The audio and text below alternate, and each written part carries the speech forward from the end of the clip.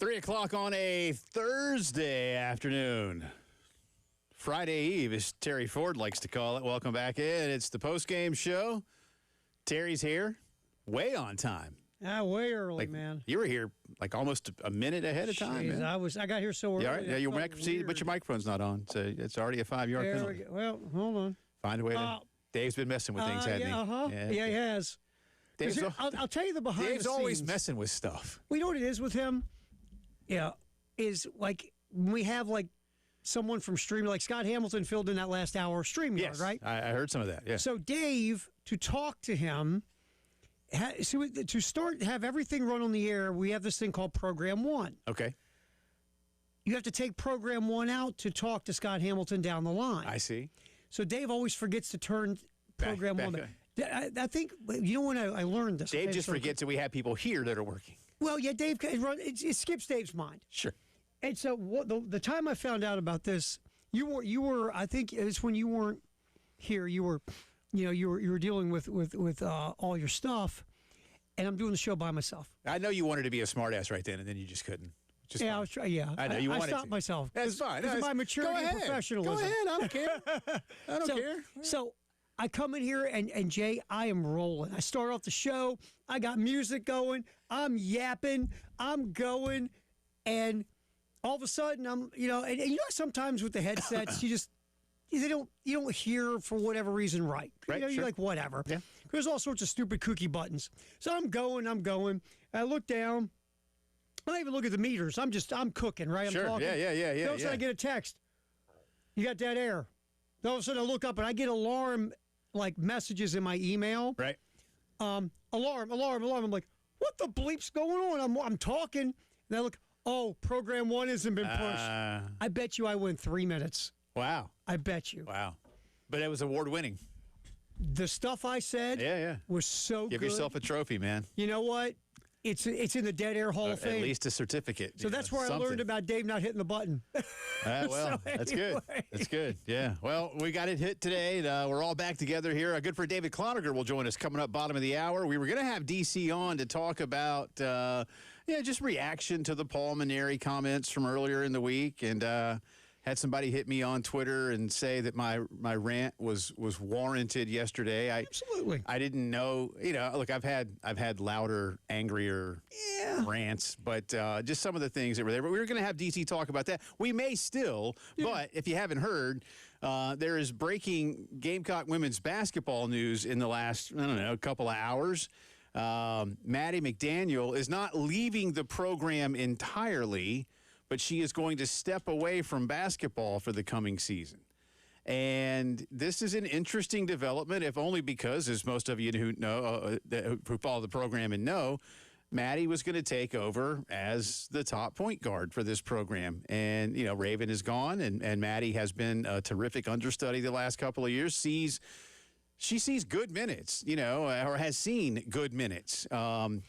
For Carolina basketball. And obviously, her head coach is arguably the greatest women's college point guard of all time, one of the great just women's point guards of all time. I've often called her the Magic Johnson of women's basketball. She's, Dawn was a tremendous player, but and that's an understatement. But Maddie's going to step away for a variety of reasons, including taking care of herself from a mental health perspective. And she and Dawn had put out statements today, and we'll get you some more detail on that in just a few minutes. And look, I'm not going to sit here and say, oh, my God, this derails the entire season. Now South Carolina has no chance. They're still loaded with talent. But, it's an unforeseen hurdle in the process. I was telling Terry, look, you can find, and you have to in life, you have to find your silver linings. And I was saying to him, look, this is July the 16th. This could be, October whatever or September whatever, once the school year has begun and official preseason practice begins. And Maddie could have been just taking a layup and come down wrong and, twisted an ankle real bad, twisted a knee, hurt it even worse, fallen on a hip, and suddenly out 2, 3, 4 months, the whole season if it's a bad injury. In this case, that's what this is going to be the equivalent of, and you just have to look at it that way and realize there are players to absorb this, and there's a head coach that can teach and develop ones. Well, look, first of all, you hope whatever Maddie's dealing with, she handles it for life. Yeah, go Forget fix basketball. it. Yeah, It's for absolutely, life. absolutely. You want her to be able to get herself together for her journey through her life. But the good news, if there's good news out of it, it's not what you just said, because then you're scrambling. This is July.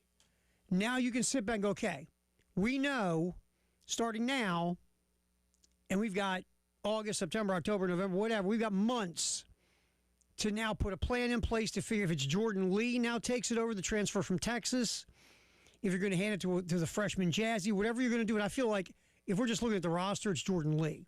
Averaged 2.5 assists a game last year at Texas. Maybe you go, okay, congratulations, you're the new point guard. Let's go get him. Right. And you have months to get her acclimated to facilitating the offense. Where if this would have been your scenario, now you're scramble mode with a few weeks or a month until you got to get going for real. So this silver lining, as you call it, would be in this, is you have months to now get it together and prepare for what you're going to have to do to fill this void, because you know, Maddie had never started. Right. You are going to elevate her from a key reserve role into the starting point guard for your basketball team that, by the way, is bleeping loaded. Yeah, yeah. And she was going to be the facilitator to get the ball to all of these folks. But you didn't, she was one. Maybe the idea was Jordan Lee would be your backup and play the backup minutes. Because, again, she had done some facilitating at Texas. Well, guess what? Now it feels like that will be your person if you just look at the roster. Now, we'll know down the road, we'll hear more as time goes on.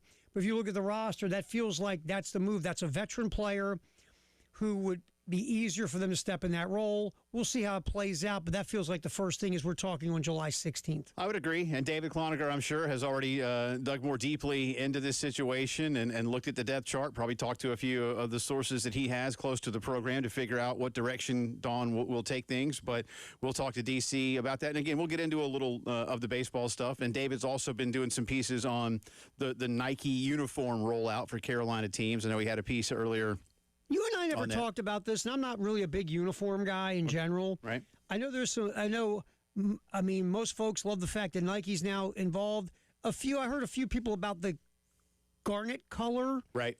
Where are you at with all this? Yeah, I talked to Jeremiah Donati about that when we had him on the Nike launch day. It was while you were away. I think doing community service. Yeah, well, I wasn't going to tell him that since you said it.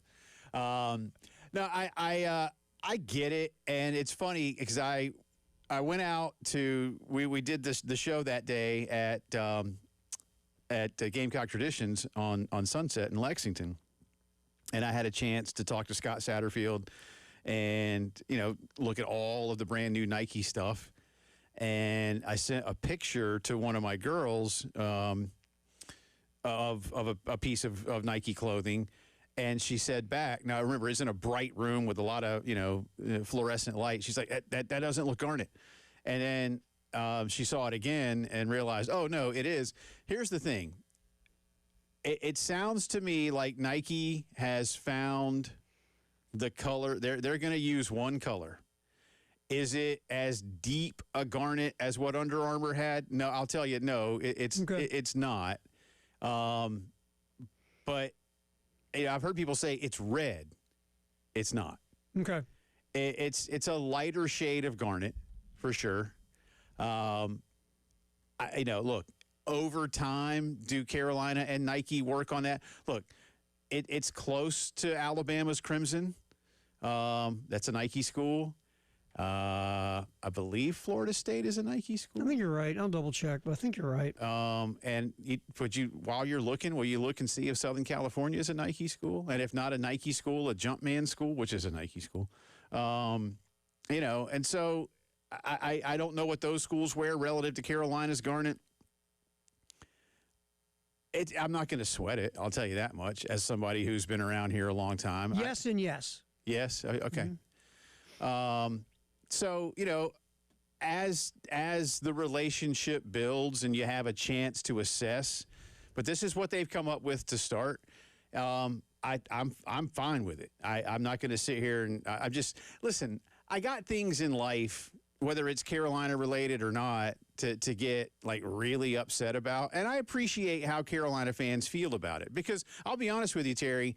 There was a time 20-ish years ago when there seemed to be no rhyme or reason. I'll give you an example. And I think I mentioned this on the air the other day. If not, I'll mention it now. I don't mind. When, I have 4 daughters. And my wife and I, certainly I'm on the air and I'm as objective as possible, but I make no secret of the fact that I grew up here and have long pulled for the University of South Carolina. And like my wife, I'm a proud alum of the University of South Carolina. But we bought one of our daughters it was during the Holtz years. I forget exactly when, Terry, but it was during Coach Holtz's time. We bought her when she was very little, one of those little Gamecock cheerleader outfit that lots of little girls wear for their favorite school, right?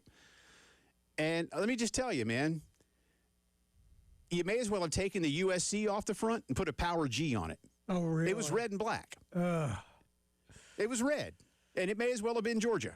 I mean, I'm serious. It was red. Not garnet, not maroon, not crimson, not brick, or any of the other fun colors that Crayola gives you for it was red. And I'm like, this ain't right. And then sometimes you'd get something and it was whatever else. And then you'd get from another manufacturer and it was another color. And I remember finally Carolina got together and said, look, and for those of you, not to get too nerdy with all this, but like there's for those of you who know art and stuff, there's the Pantone like color system, like the big color wheel. All your art teachers know it, right? Right. Well, they chose a Pantone color. And it's a number. Like whatever it was, I don't remember. I'm not going to, 1, 2, 3. I don't know what the number was, but our color is 1, 2, 3. Use this when you make stuff. And so, because it was all over the place.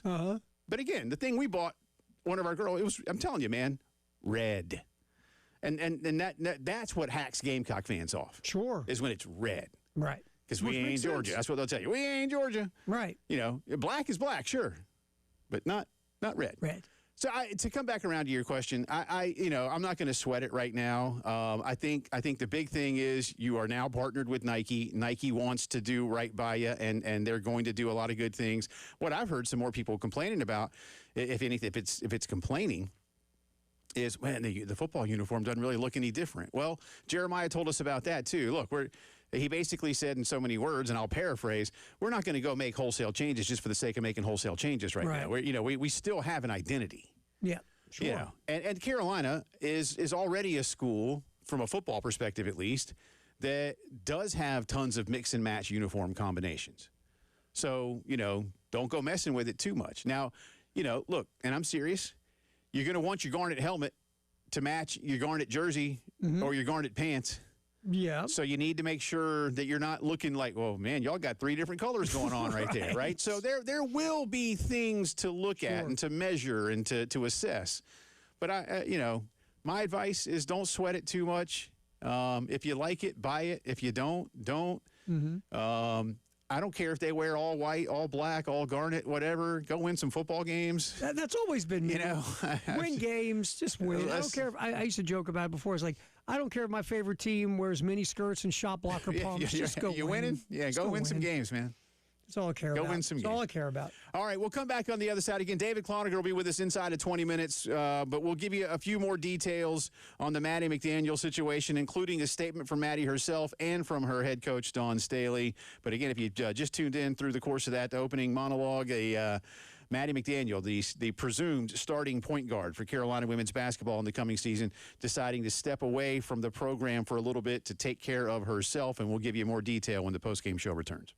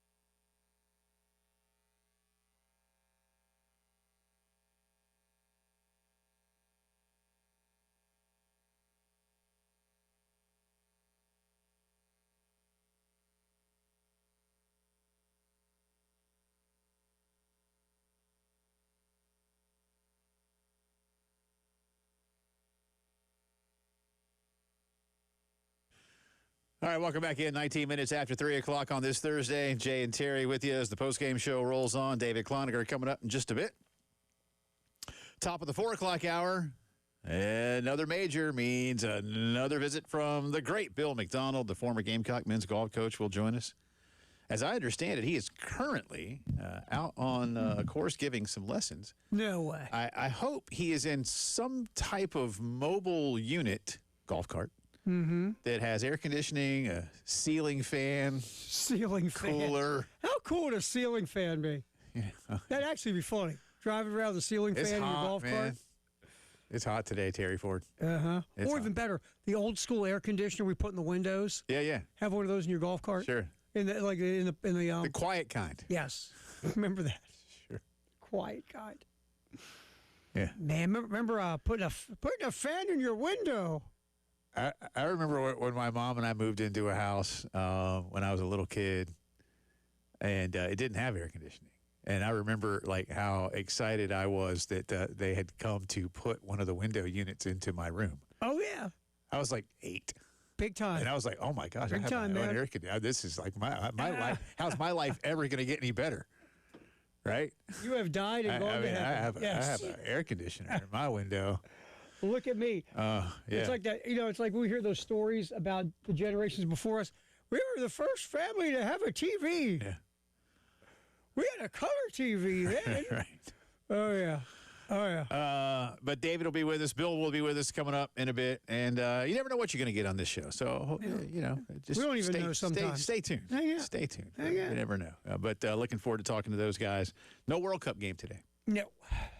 And remember you asked me yesterday before we get into this next story, remember you asked me yesterday, will the feeling around the England team be that they made a tactical mistake by playing too much defense too soon? Mm-hmm. Brother, that is like the G-rated version of what's happening in England right now. I've heard they had one great riff that was on one of the ESPN shows this morning from one of the former English soccer players who went like nuclear. And I saw a few more on the social media. I watch a lot of the English guys, like the English stuff. They are losing it, dude. And they have, like what we do, there's a national network over there called Talk Sport. Mm-hmm. Talk Radio. Yeah, they have their YouTube channel just like we do and everything. Mm-hmm. Dude. It ain't pretty. Like, on days, we all know those days. Right. Like, y'all think back to, like, when Carolina lost to Kentucky in 2010. All right?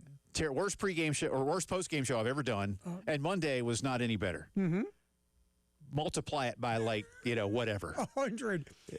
Because it's, oh, my God, it's bad. Killing the coach. It's bad. And then he screwed up. Yeah, I mean. He screwed up. And, and again, because when you and I were talking about it, it's like you could feel it coming because we were talking about what happened. And obviously you know a lot more than I do. And that's why I said they parked the bus. You said, yeah, they put 5 defenders, blah, blah, blah. And then I started just looking at stuff out of curiosity. And I'm like, oh, my God, they are losing their mind.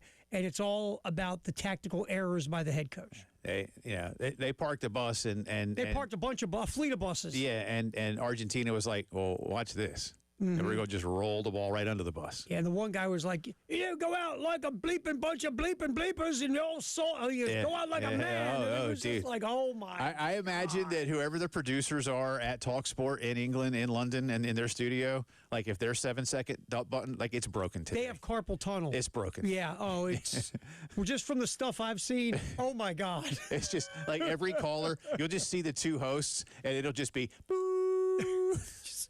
Look, we've all doing this for a living have gone through those days. Nothing like those cats are going through right now.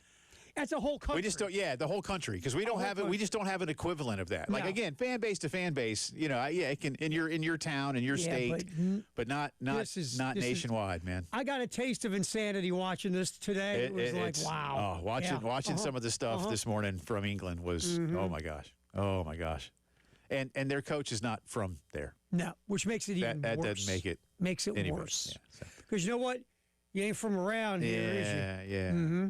I know. So, anyway, all right. Real quick here before we talk to David Cloninger. If you've just tuned in, big news today from Carolina women's basketball. Maddie McDaniel, who had, obviously, well, we don't know for sure, but you could certainly believed that Maddie had moved into the starting point guard spot now that Raven Johnson has moved on to the WNBA, has decided, for the right reasons, to step away from the program. She has what she has deemed mental health struggles and wants to get herself right. Dawn wants her to get it right, too. They both released statements today. Let me read Maddie's first. Quote, every athlete knows that mental strength is as valuable as their physical strength. It just doesn't announce itself in the same way when it needs attention. It doesn't feel like a sprained ankle or a bruise. It's harder to put your finger on. Still, it's time for me to acknowledge it.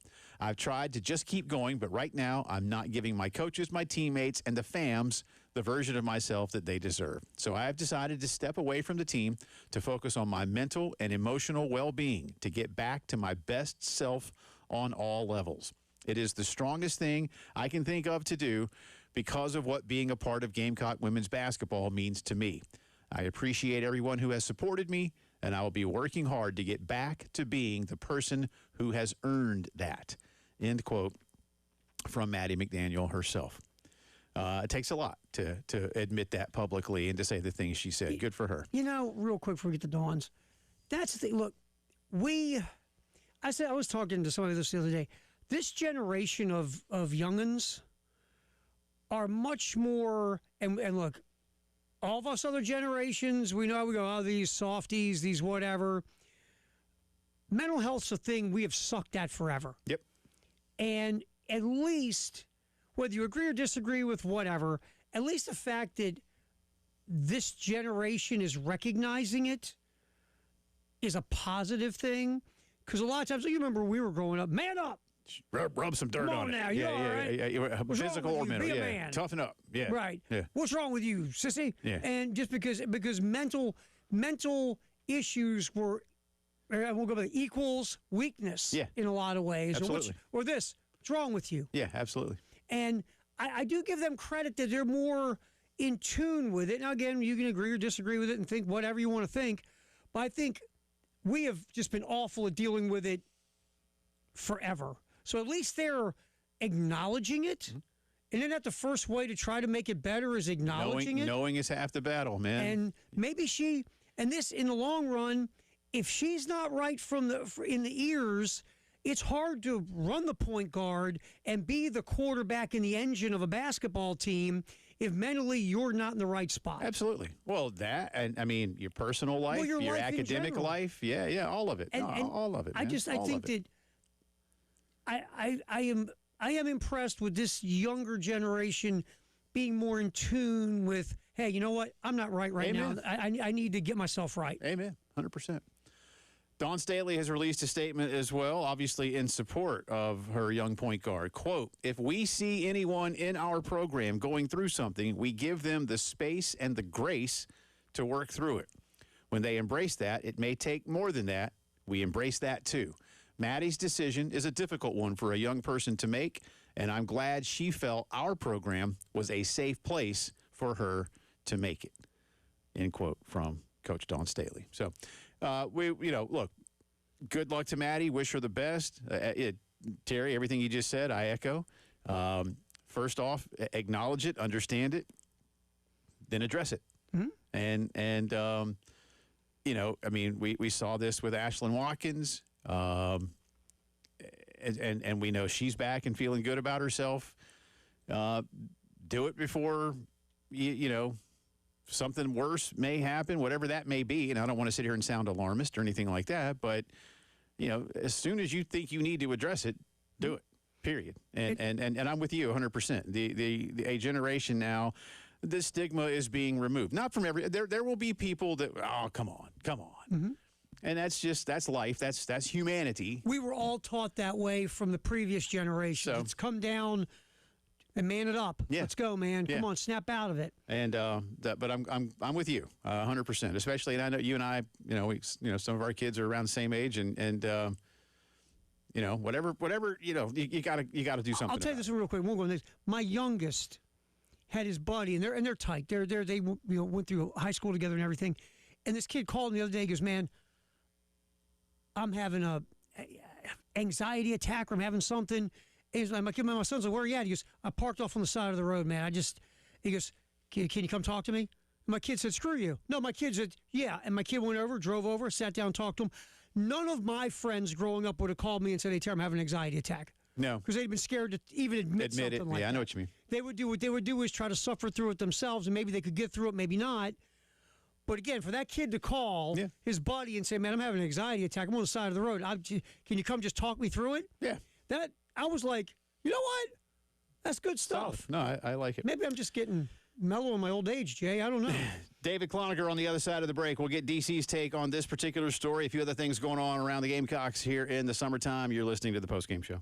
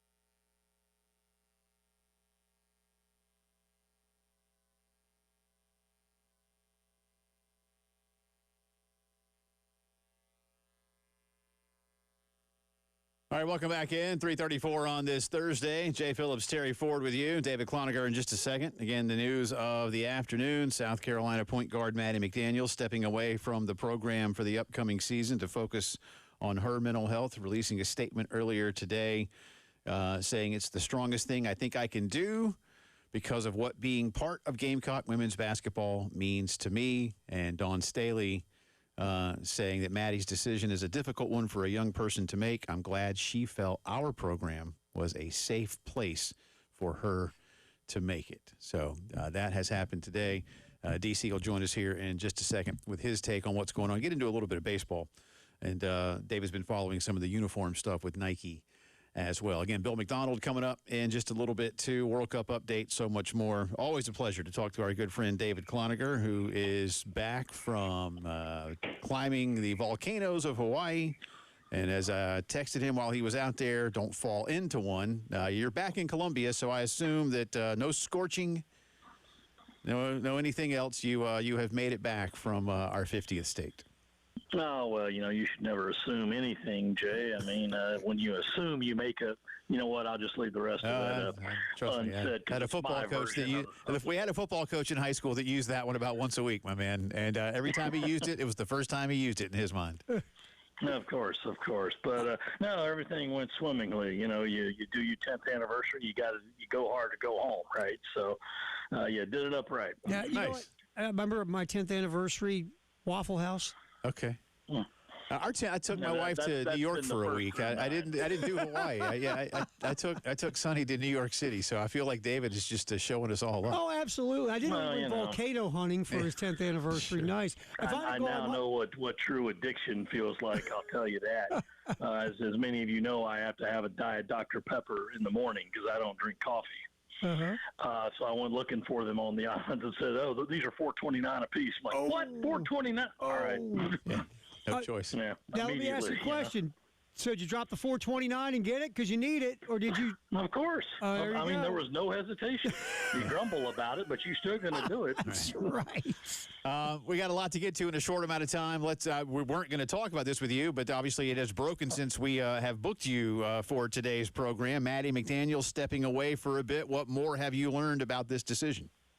Not much, Jay. I mean, obviously, there's a lot of stuff that I'm not privy to and, frankly, don't really want to be privy to. I mean, it's between, what Maddie McDaniel feels is best for her and some she feels she's going through. So she did announce that she's stepping away from the program to get herself in a better headspace, focus on her mental health, and that's where it is right now. Of course, Dawn Staley put out a statement of support, and that's just where it is.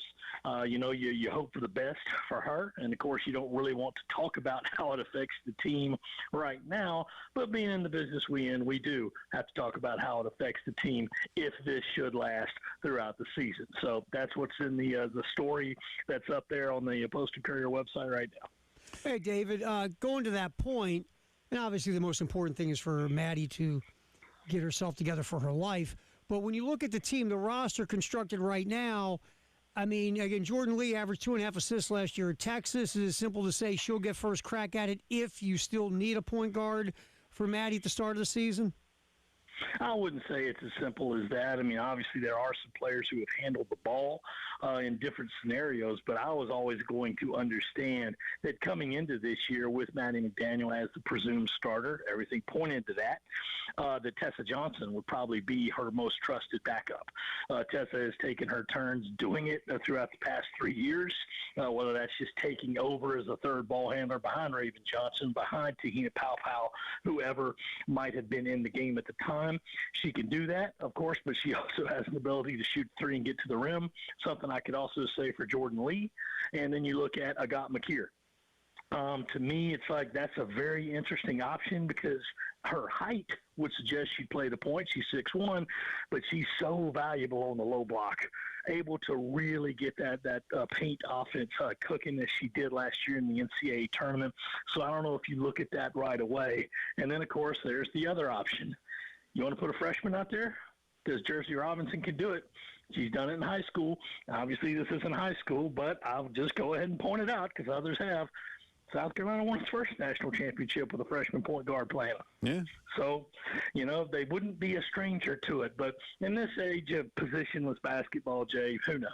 Yeah. I'm sure that they'll figure it out, and it could be, hey, after a month, 2 months, whatever, maybe Maddie McDaniel feels like, hey, I'm good now, I'm okay, and you come on back with open arms. I'm not trying to make direct comparisons here, but the Chicago Bulls under Michael Jordan never had a true one. I'll just leave it at that. Yeah, he could pretty much cover any of that. Yeah, so I'm just saying, not to say there's a Jordan on the team. I'm just pointing some things out here. I was going to say, where's 23 out I'm just saying. There is proof in this sport that you might not always need a true one to be successful. We'll find out. But in all seriousness, the best of Maddie McDaniel and whatever that young lady needs to do to feel better about herself and her life, then certainly go get it done. And certainly Dawn's statement echoes that and supports what Maddie needs to do to feel better. DC, want your take, and I was going to spend more time on this today, on some of the things that Paul Maneri has said earlier this week to a television station in Baton Rouge. Yours truly went off a little bit yesterday. You've known me a long time, and I will admit I got a little heated yesterday. I've certainly been more heated in my life, but I maybe took exception to hearing Paul say things like, well, it was going to take time there, and it needed, this and that, and the landscape, and it had made it difficult. And I was like, where's the personal responsibility? And it never seemed to come out. I don't know how you felt about what the former Gamecock coach had to say. Well, first of all, I did see that story pop on at Jay, and I refused to click on it because I don't want to hear what he said. I mean, I'm sure it was a repeat of what he said when in the days after his resignation, when he did mention some of the same things about they just weren't very patient and it was going to take time. I'm like, maybe they would have been, but that's not what you said, buddy. You said at your hiring press conference, it's win now. There's not going to be any rebuilding. You said that they're built to win now. You said through the first half of that season, it was like, you're right there. They just got to get a couple things straightened out, and they'll turn. And then after that half of the season, it was apparent this was just a bad baseball team. What else did you say, Paul? Here's what you said. Oh, well, guys, I wasn't left to Rose Garden. Why are you switching oars midstream? Now it's the other guy's fault? Because by my recollection, the other guy left you a team that got into the NCAA tournament. And you couldn't have seen that with two hands on a road map, buddy boy.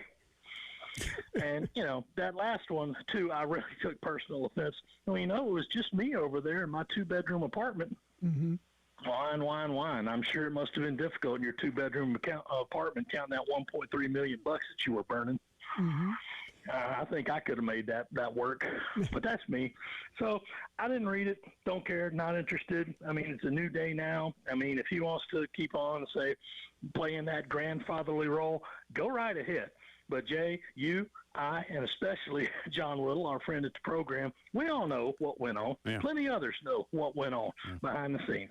And it ain't none of this, it was just going to take a little time. No. You pretty much destroyed that the day that you stepped into this program and brought Terry Rooney with you. Before I get you out of here, you've been doing some pieces on the uniform rollouts. Jeremiah Donati told me a couple of weeks ago, look, we're not going to make wholesale changes across the athletics department when it comes to the Nike partnership. But what more are you learning about where those nuanced differences may lie, David?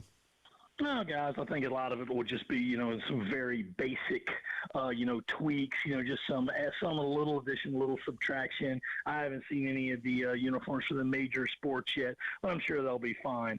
The day it rolled out, I did make a point to mention a story that I had been sitting on, which is the coaches get input on this kind of thing. They did talk to Shane Beamer, Don Staley, Lamont Paris, at the time, the baseball staff, and said, what do you think about all this kind of stuff? So they were allowed their input. You could see some of the uniforms are rolling out right now. That's definitely an interesting look for some of those other ones. But for the other ones, I doubt you'll see very much changes. And that's probably fitting for what Nike does. The first year, you just kind of get the lay of the land, and then you start putting out other things. But and I made sure to talk to Jeremiah Donati about this too, and he gave me a direct quote if you want to look it up. It's not scarlet, and it's not maroon, and it's not red. It's garnet. Now, how difficult is it going to be to replace that? And he said, well, it is difficult because you can have it on paper, and you might not get it on fabric. but they feel that, I believe it was something along the lines of, we're happy with where we landed on that. So he told you that. Don't judge it by the merchandise. Right. Judge it by the uniforms, and also, very important, not the uniforms at 10 o'clock at warm-ups right. of the season opener. After the first quarter, when they're good and sweated through, we'll see what goes. There you go. Just go win games. You can wear whatever you want. That's the way I look at it. DC, appreciate you. Appreciate you, man. Glad you had fun in Hawaii. We'll holler at you soon. No problem, guys. Thanks for That's having me. David Cloninger, who's back in South Carolina where he can afford more easily his Diet Dr. Pepper. You're listening to the Postgame Show.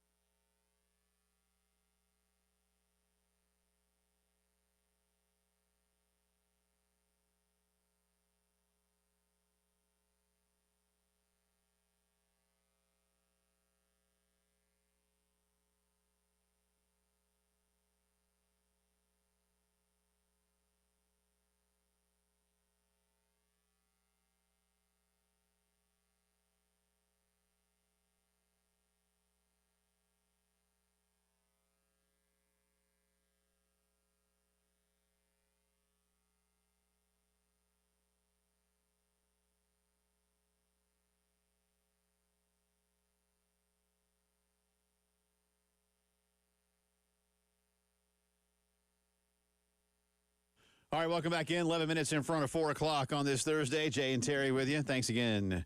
And as always, to our buddy David Cloninger. Yeah, I want to go to Hawaii. Never been either. I really want to go. My mom went years ago, and she loved it. I got a lot of friends that have been, and D.C. is the latest. But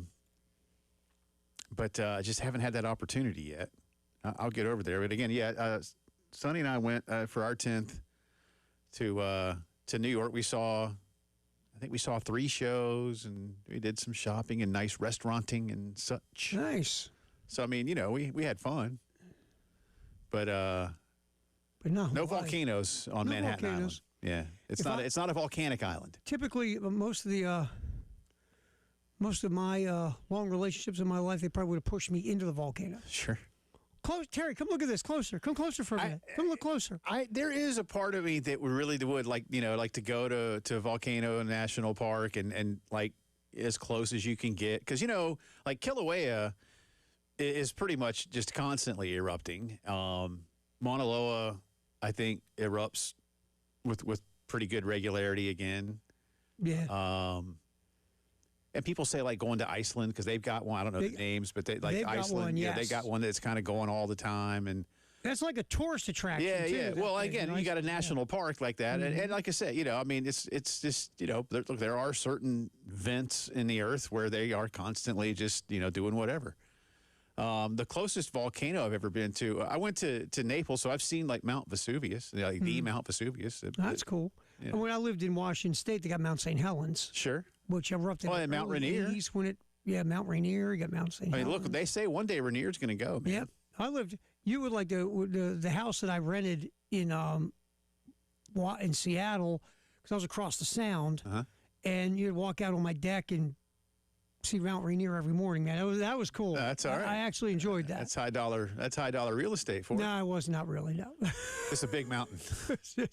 Trust me, it wasn't high dollar. I'm not considering. Hey, go on, Jay. In my gated community, I lived in it. No, it was just a house in the suburbs, man. But you could see Mount St. Helens. It was cool. Yeah. So St. Helens when we were kids, man. That was early '80s when that erupted. Like 80, something 81. Like that. Yeah. No, that was a thing, man. That was a gigantic thing. There were stories about people like, I ain't moving. I'm sitting on my porch. Well, okay. Tell me how that lava feels. Yeah. But yeah. So I mean, just seeing that's the closest I've ever been to anything like that. Yeah. So. All right. Well, we just opened the vault on Mount St. Helens. That's right, 1980. Which is really not a vault. I'd rather open. So let's go to more sports related vaults. Yeah, we'll do that. Okay, I'll give you one here. All right. In 1993, this golfer tied the best single round in 122 years of the British Open with a course record 63. Gave him a 1-stroke lead after the second round. Who was that golfer in 1993? Jay Phillips. 93. Let's go 93. Greg Norman? Nick Faldo. Nick Faldo. I was thinking about Faldo. He's English. I've heard. Yeah. Didn't he live a lot in Arizona, though? I think he lives in like Montana, man. Montana, somewhere. Yeah, I knew he's lived in the U.S. for a long time. Oh, no, I think he lives in Montana. I think he likes to fly fish and stuff. For real. Man, who doesn't? I've done that a couple times. It's dude, never mind. I went fishing. Fishing's just not my little. Fishing. I mean, not my thing. Yeah, my grandfather loved it. I enjoyed time. Like I used to hunt and fish with my granddad because he loved it, and I loved being with him. Right. He died when I was in high school, and quite honestly, like I went a few times. It's something you did with him, man. Yeah, you know and I realized, like, you know what? It was really more about him. Yeah. And especially, like, with all due respect, like in college. During football season, sometimes even if it was a road game, like my buddies would be like, well, hey, it's a road game. And I'm like, nah, like y'all know what I do, right? Because I had a TV show back then now too, where I was like, no, I'm a sports guy. Yeah, right. My uncle took me when I was really little twice. And again, I was like 7, 8 years old. So I'm out there with my little mini fishing rod. I don't know what I'm doing. I'm sitting on a boat. Of course, those guys went, which again, not a bad idea when you're older. They just went to drink. Yeah, sure. The fishing was like secondary to the drinking. So they have like 2, 3 boats. Those guys are sitting out there cracking old Milwaukees. Oh, no, absolutely. And everything else. Fishing's one thing for drinking. I don't recommend don't drink and hunt. Drinking fish is fine. Yeah, drinking and fishing. Yeah, drinking and hunting cannot go well. Let's not mix those. But the drinking and fishing, they just sit there and they just be pounding old sure. Milwaukees and Budweisers Sure. and fishing. I think combined they caught 3 fish. Yeah. They didn't care. No. So that experience for me as a young kid, it was just like, okay, you guys are drinking. I'm holding a fishing rod for 6 hours. I'm not having the greatest time in the world. Now, maybe if I was older and went like they did. Yeah, to try go it again, fishing right? and Like, drinking, let's I give it might another enjoy whirl and fishing. see what happens. Exactly. I might be a whole different guy Yeah, about you it. know, relive That's that. something you and your grandpa didn't do that, though, when you were little. No, I didn't.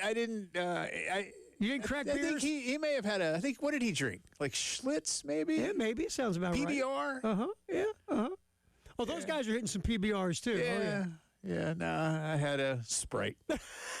Hour 2 coming up.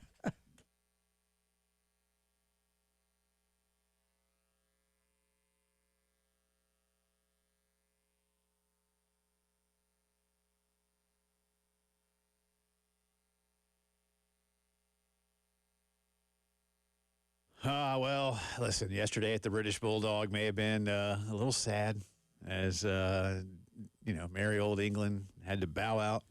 But they'll be back in action on Saturday at 5 against France in the, what they're calling, I guess, bronze medal game, even though this isn't the, those games. Nevertheless, France and England on Saturday. That's a good rivalry. Sunday, though, 3 p.m., Spain and Argentina for the title. Head out to the Bulldog. Enjoy all the action. Enjoy a fantastic menu. Check out the chip shop menu. You can get the loaded London chips, the chicken curry chips, or if you want a great English sandwich, how about the beef eater or the Folkestone fish sandwich, one of my favorites. And, of course, if you just want a nice burger, big old plate of wings, they can get it done for you. Amazing beer list. TVs all over the place. Amazing staff, too. I absolutely love watching games at the British Bulldog Pub, Bauer Parkway in Harbison. Get out there this weekend for the finals of the Cup.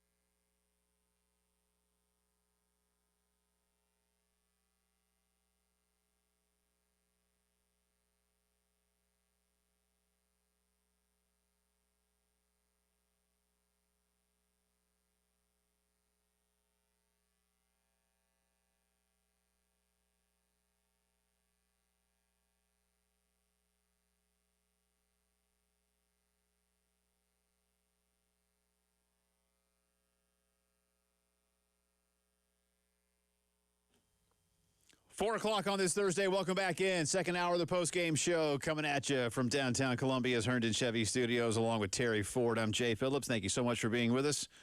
One more thank you to our good friend David Cloninger joining us last hour, helping us break down the news that Gamecock point guard Maddie McDaniel stepping away from the program for the foreseeable future, perhaps the coming school year and season. We shall see how this all works out. But she and Dawn Staley both releasing statements.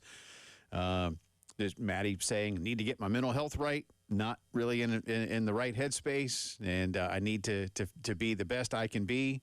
Dawn Staley giving her the full support that she needs, saying she was glad that the Carolina program is a place where, Maddie can feel safe and continue to work on herself before she comes back to basketball, and we'll have more on that for you throughout the course of the afternoon. Get into a few things around Braves baseball, and we'll have our British Bulldog World Cup update coming up for you at the end of the hour. But another major has gotten underway today. They're done pretty much now at the Royal Birkdale Golf Club in Southport, England, which is ironic because Southport sounds like it'd be in the South Coast. No, it's in the Northwest.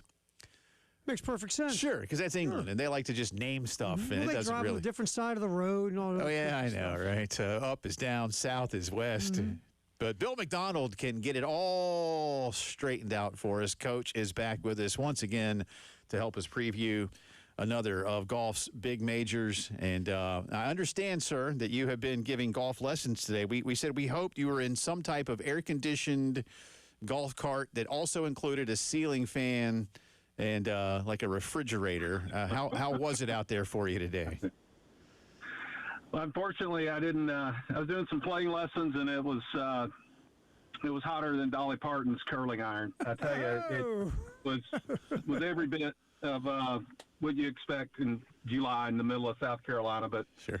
I survived it. It's fun. I'm having fun with it. No, that's good. I know you like. That's what you do, man. You teach, you coach, and. But I think you gave Coach a good idea because Coach is sitting there thinking, man, a golf cart with a ceiling fan. Yeah, I'm here for it. Yeah, get a trick. It's a little taller roof. Golf cart. Just a little taller roof. Yeah, you don't want to go up too fast on that though when it's twirling. Yeah, that's true. Yeah, Just be careful. Be careful. That's we right. could get one of those like cages for it, like you know. Yeah, we'll protect it so you don't cut your top of your head off. Of course, it may suck your hair up into it. I wouldn't have that problem. Well, you wouldn't. I wouldn't have that problem. Bill You and and Coach I Mack would. Yeah. So, all right. Listen, before we do anything, Coach, let's once again. I know we've done this with you when we have the Open Championship, but I think it always bears repeating. In your golf expertise, give us the quick rundown of what a true links golf course is relative to what most of us are accustomed to here on this side of the Atlantic. Okay, I will channel my Scottish heritage. I'll do the best I can. It's link style golf is for the most part coastal Scotland, Northern England, typically with a route of holes that run in a you'll go out a certain direction and then make a link back in the opposite direction. St. Andrews, for example, the bulk of the first 9 holes is to your right, and then when you're coming in, it's to your left, and so or it's on the outward holes are on your left, if that makes sense. Okay. And so most of these golf courses are relatively flat. They have some mounds and some dunes and some things like that. And kind of a fascinating history part of golf is that the reason we have bunkers is because these were farmlands and pasture lands. And when the sheep were out there, the shepherd would build sand pits to protect his prize sheep. And when the Scots started playing golf, they had these dugout sand pits, and they just played around them. And that's why we have bunkers in golf, by the way. Yeah. But or that's what at least that's what I've been told. That makes sense. That's the legend. I love Well, it. let's face it. We've all had prize sheep in our yard. Right? And we also wanted to protect them. Right, absolutely. So you're going to do all you can, and so the golf courses typically have flattish greens because you're dealing with any kind of, you could have any kind of weather condition in a matter of just a few hours. So right before we came on, I watched a little bit of the highlights, and looks like they've been pretty protective with the green speeds in case they get some high winds and stuff. But for the most part, I really it's one of my favorite tournaments to watch because you see so many different types of shots, and players have to consider, especially with Birkdale being a little bit burnt out and crisp. They're really considering a lot more variables than you would target golf, like we see a lot in the States, where they have to plan on the ball rolling out, not only off the tee, where it's important to keep it in the fairway as best you can, and you got to consider a lot of roll, but also definitely up around the green. So you see a lot of different kind of shot making. It's always one of my favorite things to do over the weekend is get up early with a cup of coffee and watch this event. I just think it's fantastic. Yeah. All right, Coach. Jackson Suber or John Wetherington Suber has the lead right now. Now, again, a casual golf fan or a casual sports fan might go, who in the heck is that guy? But I just looked up who the heck that guy was. He had a hell of an amateur career in the SEC, didn't he? He sure did. He played for my good friend Chris Malloy at Ole Miss, and I've seen Jackson come up through junior golf and had a great collegiate career. He's had a sneaky, really good season this year. He's been in contention quite a bit. He's been getting better as a professional the last couple of years, and he is crazy talented. That kid, he reminded me a lot of Dustin Johnson, honestly, when he was coming up through college. He had so much talent and sometimes didn't have his head on straight. But I think he's matured a lot. I think he's refined his game, and there is a lot of talent in Jackson Suber. I'm telling you, I got to watch him play a lot of golf. He's a wonderful kid, and I'm not surprised. I mean, I'm a little bit surprised he's leading, but I'm not. Yeah, I'm also not surprised he's playing. Not surprised he's playing well. He's a damn fine player. Jackson Suber does have a one-shot lead. Everybody's done for the day. Daniel Brown of England is at 4 under, along with Sung Jae Im of Korea. Jackson Suber alone at 5 under par. Good group, really big group at 3 under that includes the Scot, Robert McIntyre, Francesco Molinari, who's been very good. Bryson DeChambeau is at 3. We'll talk about him in just a minute. Cam Young. Then another really big group at 2 under that includes Henrik Stenson, Scotty Scheffler. Canada's Nick Taylor's pretty good. Siwoo Kim's having a nice year.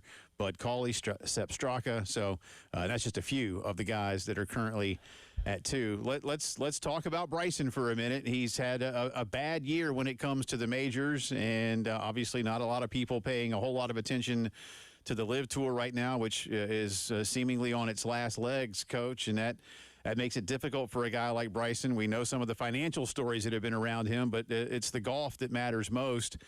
Does a link-style course like this suit him overall, and especially in a year where he has otherwise performed poorly at majors?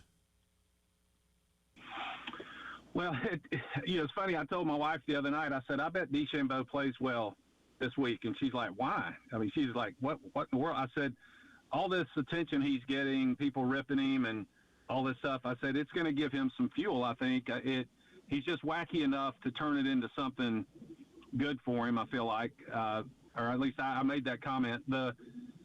Bryson proved he can play this style. I mean, Pinehurst number 2, he won the U.S. Open, was very much a similar type situation, really bouncy, firm, had to control his guy. He has some weaknesses for sure, but he is also so talented that when he gets dialed in right mentally and all these distractions for him, I feel like Brandel Chambly coming out this week and ripping him and some other people really question. I think he just has that way of sometimes turning that into the right kind of fuel.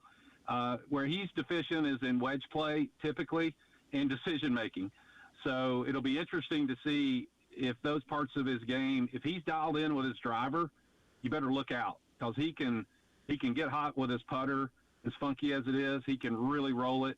And if he's driving the ball well and pretty good with his irons in a good space, I mean, yes, he's won major events before. He loves the spotlight. I think I've told y'all before, I watched him play a lot too coming up, and I always felt like he was either going to be in the Hall of Fame or in a straitjacket or both. and he's just one of those guys. Hey, Coach, can you be both, right? Yeah, you could be both. You can be both, I think. Yeah, two things can be true. He's also a third thing. He's also a human rain delay. Yes, he is. And a human rain delay. Absolutely. Good skip carry there for you. Thank you. That's what I was channeling. No, he takes forever sometimes, and that has to drive his playing partners crazy. Yeah. I mean, there's with aim point and the pace of play with some of these guys, it's just habitual rain delays, man. It's tough to play with those guys. It's really bad too when they take all that time and putt out first, and then when you're in big events like this and the crowds start to move or scatter to go get to the next hole and guys have to clean up putts, that's when you really get frustrated with these guys who are slow, is when they get up, they make a putt and run off the green, and then now you're like, really, man? Yeah. So there's a lot of that going on, but I'm really, that it may shock you, but I'm not surprised, Bryson. I will be interested to see if he can keep it going. I think beginning of the week, I thought Robert McIntyre, who's certainly suited to play well there. I thought Matt Fitzpatrick, who struggled today. You know, there are 50 guys at par better, which tells me it's certainly gettable, but it's also showing that there's some really world-class players who struggled today. McIlroy didn't play well, and a few others. So Sam Burns is somebody I thought might be. You know, he had a tough day. So the golf course is still can bite you, but plenty of guys are in striking distance after day one. All right, Coach. Our guy we've talked about over the years, Cameron Young's hanging around, 3 under, finished second in 2022 at the Open Championship. He's got like 4 or 5 top 5 finishes at majors. This is one of these guys we say it's just a matter of time. On this course, could this be his matter of time, and could he hold the jug? Well, it really could. I mean, when you look at the past winners here, I mean, Spieth won in 17, and it's not a group of winners who were really long off the tee. I think Cameron has that ability to be both long and straight, and he's getting more comfortable with contending in the majors. I think he's given himself, the experience he got at the Masters had to be invaluable. I look for him to break through. Somebody that's sneakily playing some really solid golf too is Colin Morikawa. He just has impressed me with how he had some health issues with his back, and he's really gotten his game back. I think Scheffler missing the cut last week at the Scottish Open was a good thing. I think he probably had a chance to work on his game a little bit, get rest, get used to the time change, and y'all know what he does. I mean, he just hangs around, and then all of a sudden you're like, oh gosh, he's in one of the last groups here on the back 9 of the final day. He's just that guy. So it's really setting up where I would love to see a Cam Young break through. I'd love to see a first-time winner if we can, but watch out for Scheffler if he's rested and has figured out his golf swing. Yeah, Scotty's at 2 under as well. Again, that big group at 2 at this point. Somebody we're not thinking about that you like this weekend. Who's that? Well, also, Chris Gotterup, who won the Scottish Open last year and has had continued to play well, just won on tour a couple weeks ago.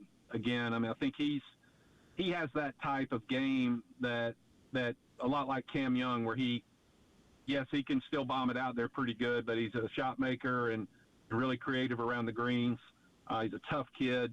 They're both, northeast, just tough northeast players that grew up playing in tough conditions as kids. They carried that on to their college careers. They've shown they can play in tough conditions in the States on tour as well. So, I would say Gotterup. I think I'm always going to pull for Tommy Fleetwood. I'm always telling people, I just worked with a kid a minute ago and I was showing him Tommy Fleetwood videos because I love that guy's golf swing, and I'm going to pull for him. But sort of the villain cast for me is still John Rahm. I think he can.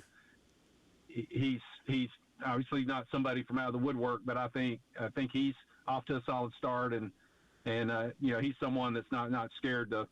He doesn't spit the bit coming down the stretch either, normally. Coach, always appreciate you. You've had a hot day out there teaching and coaching. Go get a glass of lemonade or some such and enjoy the rest of the highlights. We'll holler at you soon. Appreciate you, Coach. Sounds great, guys. Thanks for having me. You bet. Take That's care. our good friend, Coach Bill McDonald. Billy Mack Golf to follow on Twitter. Yeah, I was watching DeChambeau today, Terry. I'm like, dude, just hit the ball. Just hit it. You're listening to the Postgame Show.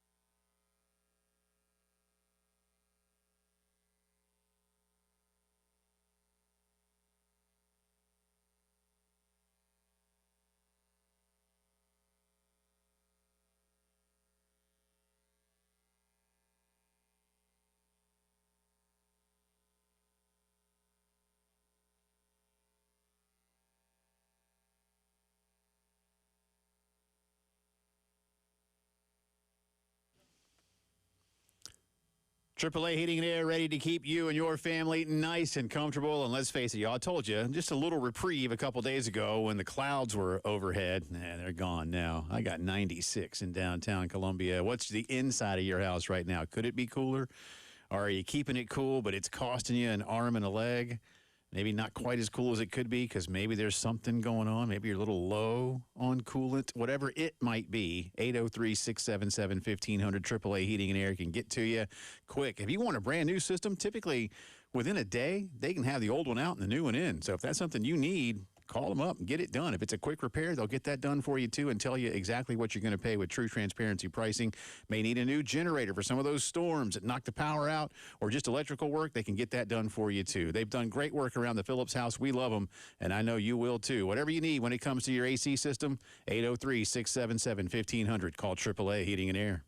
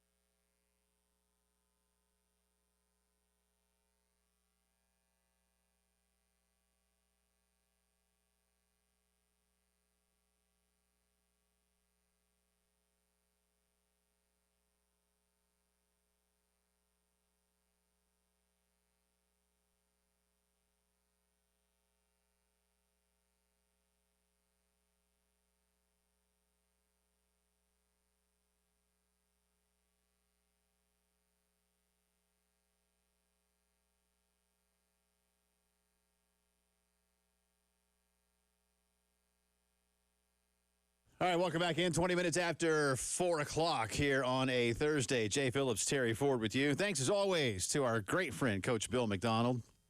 Definitely in the top 10 of all-time guest appearances on the show. He's been around with us a long time. That's not me making it sound like he's old, because, I mean, I'm old. I mean, you've been around as long as him. Pretty much. So, I mean, that makes Old. you old. At least I admit it. Yeah. Unlike Well, some you old people. guys need to just man up. Unlike some people. You talking about Gunner? Some people. Preston? Some people. Those guys have to man up, too. Getting old. Some people. How you doing, Terry? Our buddy You know Kevin. what's sad about that really quick? Yeah. Every now and then as you get older, you don't really think you're getting older. You don't think about it. No. And every now and then, could be once a week, every day, something happens, you go, damn, I'm getting old. In my head, I'm still somewhere around 23. Yeah, I was going to say, I'm early 20s in my head Yeah. until something goes and you go, oh, God, I'm getting old. Yeah. This is sad. That's what we all You know what the do. first thing happened to me, I won't lie to you, when I started getting called sir. Yeah. That felt like I went over a bridge somewhere and I become somebody called sir. Now, I don't know how things are you grew up in Baltimore. Now, because I've met a lot of people from, say, D.C. North, and sir and ma'am, it's not that people aren't polite. They just don't use it. But they don't use it. And I remember being in Connecticut for a friend's wedding back in the 90s and saying to, and again, back then I was in my 20s, but down here, like, listen, there'll be women that are younger than me, and I might politely say yes, ma'am, on a routine basis. But yes, sir, and yes, ma'am, it's just ingrained. Like, Oh, here, absolutely. you know, I mean, like, if I didn't when I was little, later I'd get hollered at. Absolutely. Like, you didn't say yes, ma'am, to her, or you didn't shake his hand. You didn't say yes, sir, and I'd be like, I'm sorry, mom. You know, and you do it. Like a couple of moms up there, I'm not gonna lie, man, they got offended when I said yes, ma'am. And I think they almost thought like I was being condescending or something. It's like different. adding the word ma'am, and I'm like, You didn't do ma'am and sir, not like it is down here. No. I mean, and that's a compliment to the folks in the South, is they use ma'am and sir. And it's funny, like up north, like when you were a kid, for an example, like if when you were dressed like, let's say your friend's parents, it was like Mr. Jimmy, Miss Shirley, whatever. Yeah. You put Mr. and Miss in front of it, Yeah. and that was sort of like ma'am and sir, where Right. I'm from. Yeah. But they didn't really use ma'am and sir.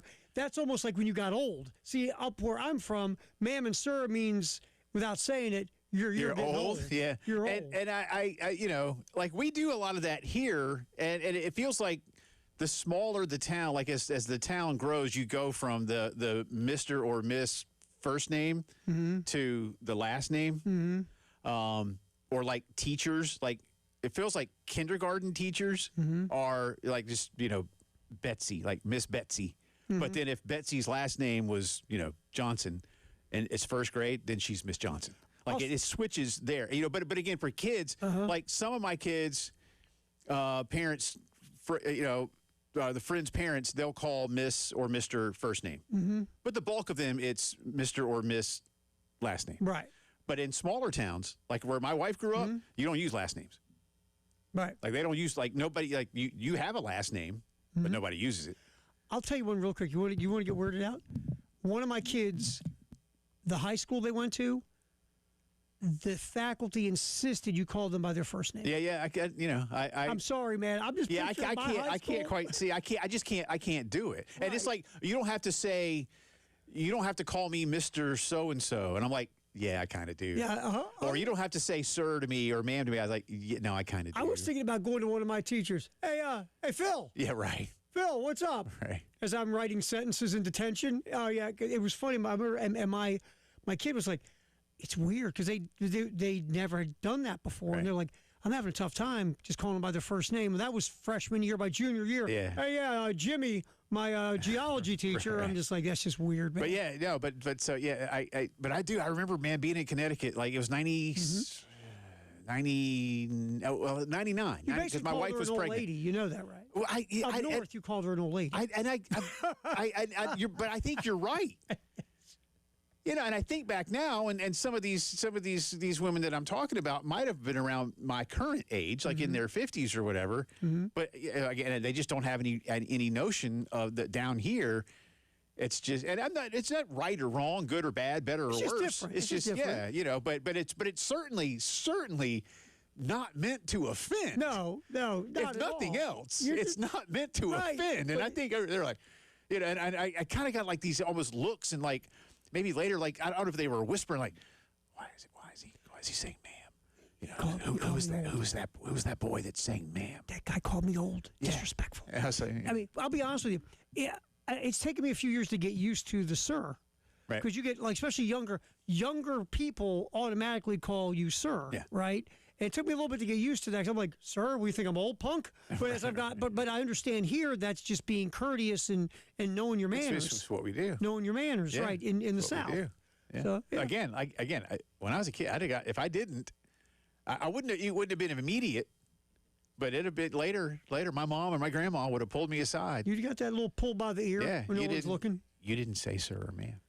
You didn't stand up and shake hands. That's right. You You know. It's almost like you go back and say you're sorry. Yeah, well, you just make sure you do You did it again. because people notice. You know, it's just. And then it's a reflection on your parents. Right, and You know, that's it's the like worst thing is your but that's what your mom won't tell you. It's like, yeah, that makes me look You make bad. me look stupid. I raised you better than that, I raised kid. you better than that. Yes. It's exactly what it is. All right. I don't know how we got there. That was my fault. I put that one on me. I said to you, because you said something about whatever. I said, well, you know, about feeling old. We were talking about being old. Oh, yeah, okay. I said that being old for me is before I started getting called sir. Okay. That was my fault. Well, I'll that's raise what my we hand. do. That's what we do. I'll raise my hand on that one. Anyway, Big news of the day. Go ahead. well, Get yeah, everybody caught up. let's reset the big story of the day. It is for those just tuning in.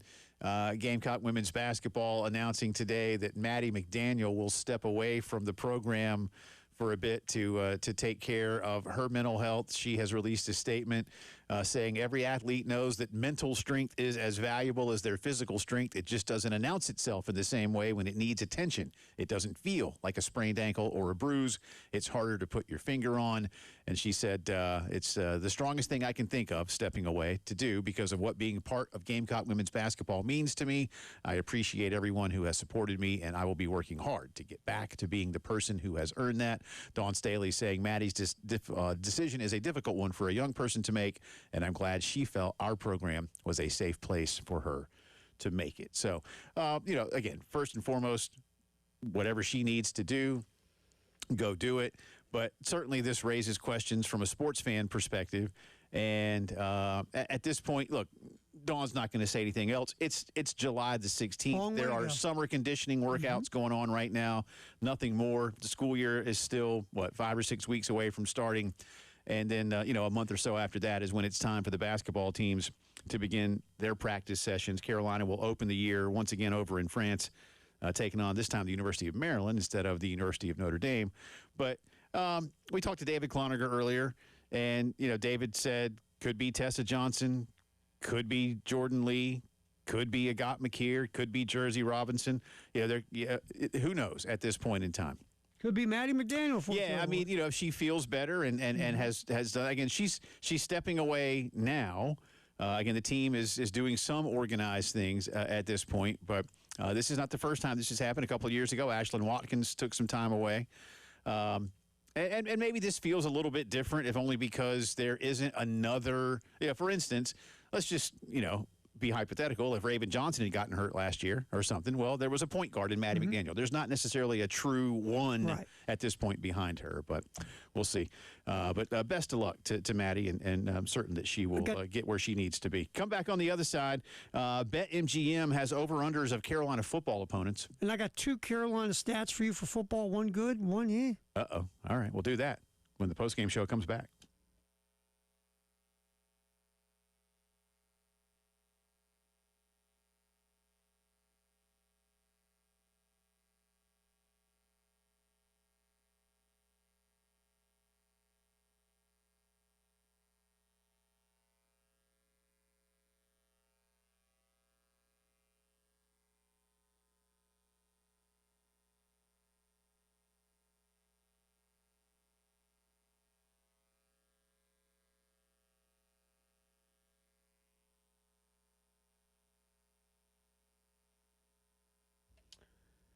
Men's Clinic of South Carolina, Dr. Dan and the staff there for you.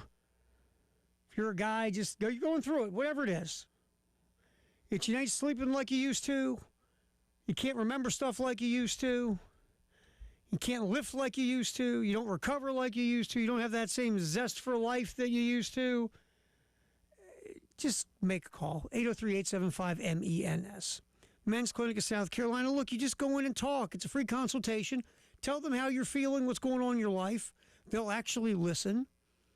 They'll do a testosterone test on you, and they will come back with a plan for you, specifically designed for you, set up to get you back to feeling like you again. Get back to being a better you.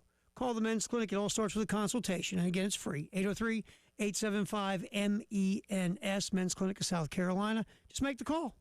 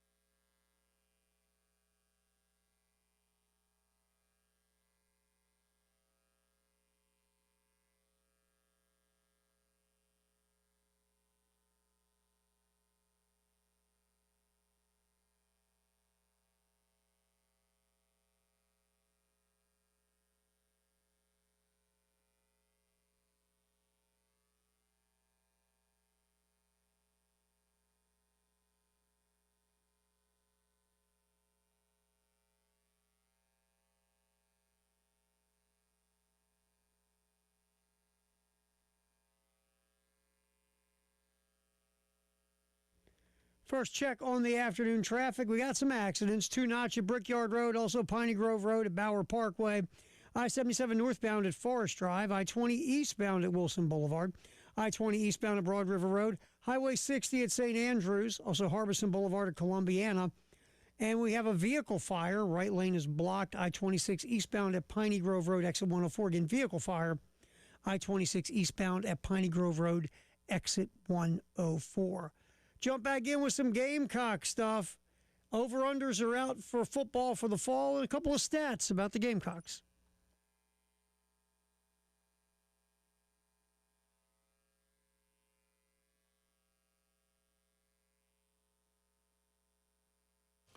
Welcome back in. Jay and Terry with you here. World Cup update coming in a bit. Top of the hour headlines. Gamecock notebook. Drive around the SEC. Plenty left to do.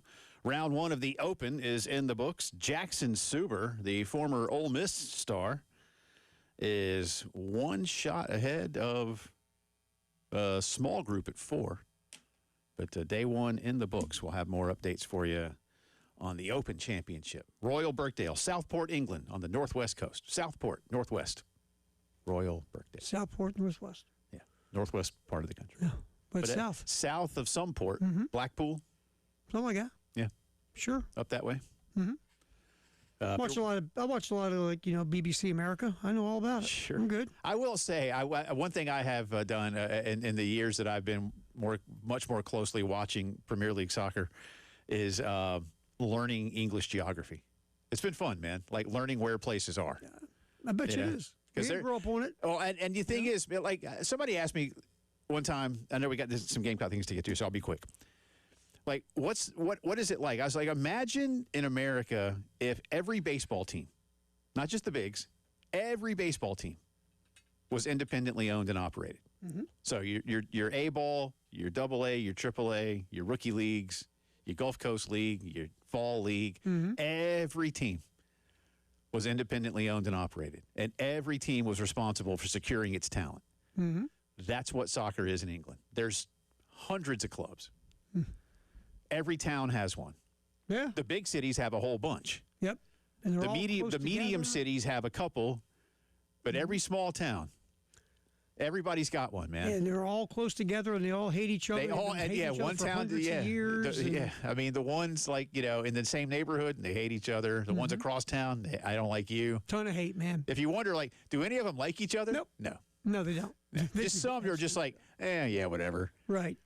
But it's either it goes from basically just passive, like whatever, to hate. There's no, I like them. Oh yeah, we get along great with that club. You might have good relationships when you're trying to secure talent, but otherwise. But anyway, there you go. All right, what you got? You do yours. I'll give you two stats. Yeah, I saw and it was a great deep dive. Matt Anderson at Gamecock Central did a very interesting dive on the Shane Beamer era, and something to keep an eye on because there is trend. Okay. South Carolina leading or tied at halftime. Under Shane Beamer. Under Shane Beamer, at home, 11-1. The one loss, the LSU game when Lenoris got hurt. Yeah. On the road, leading or tied at halftime, 6-3. Neutral field, 2-1. 18-6 or 19-6 in the Shane Beamer era when leading or tied at halftime, 11-1 at home. So you feel pretty good about that if you're at home leading or tied at halftime under Shane. Yeah. Those are all good stats, Jay. Even on the road, you're 6-3. Yeah, that's good. Trailing at halftime. Well, sure. Under Shane. Okay. At home, 0-11. Oh my. On the road, 1-12. You know what that one win was on the road? Trailing at halftime? Clemson? Yep. Yeah. Remember they were down the Spencer Rattler year. Yeah.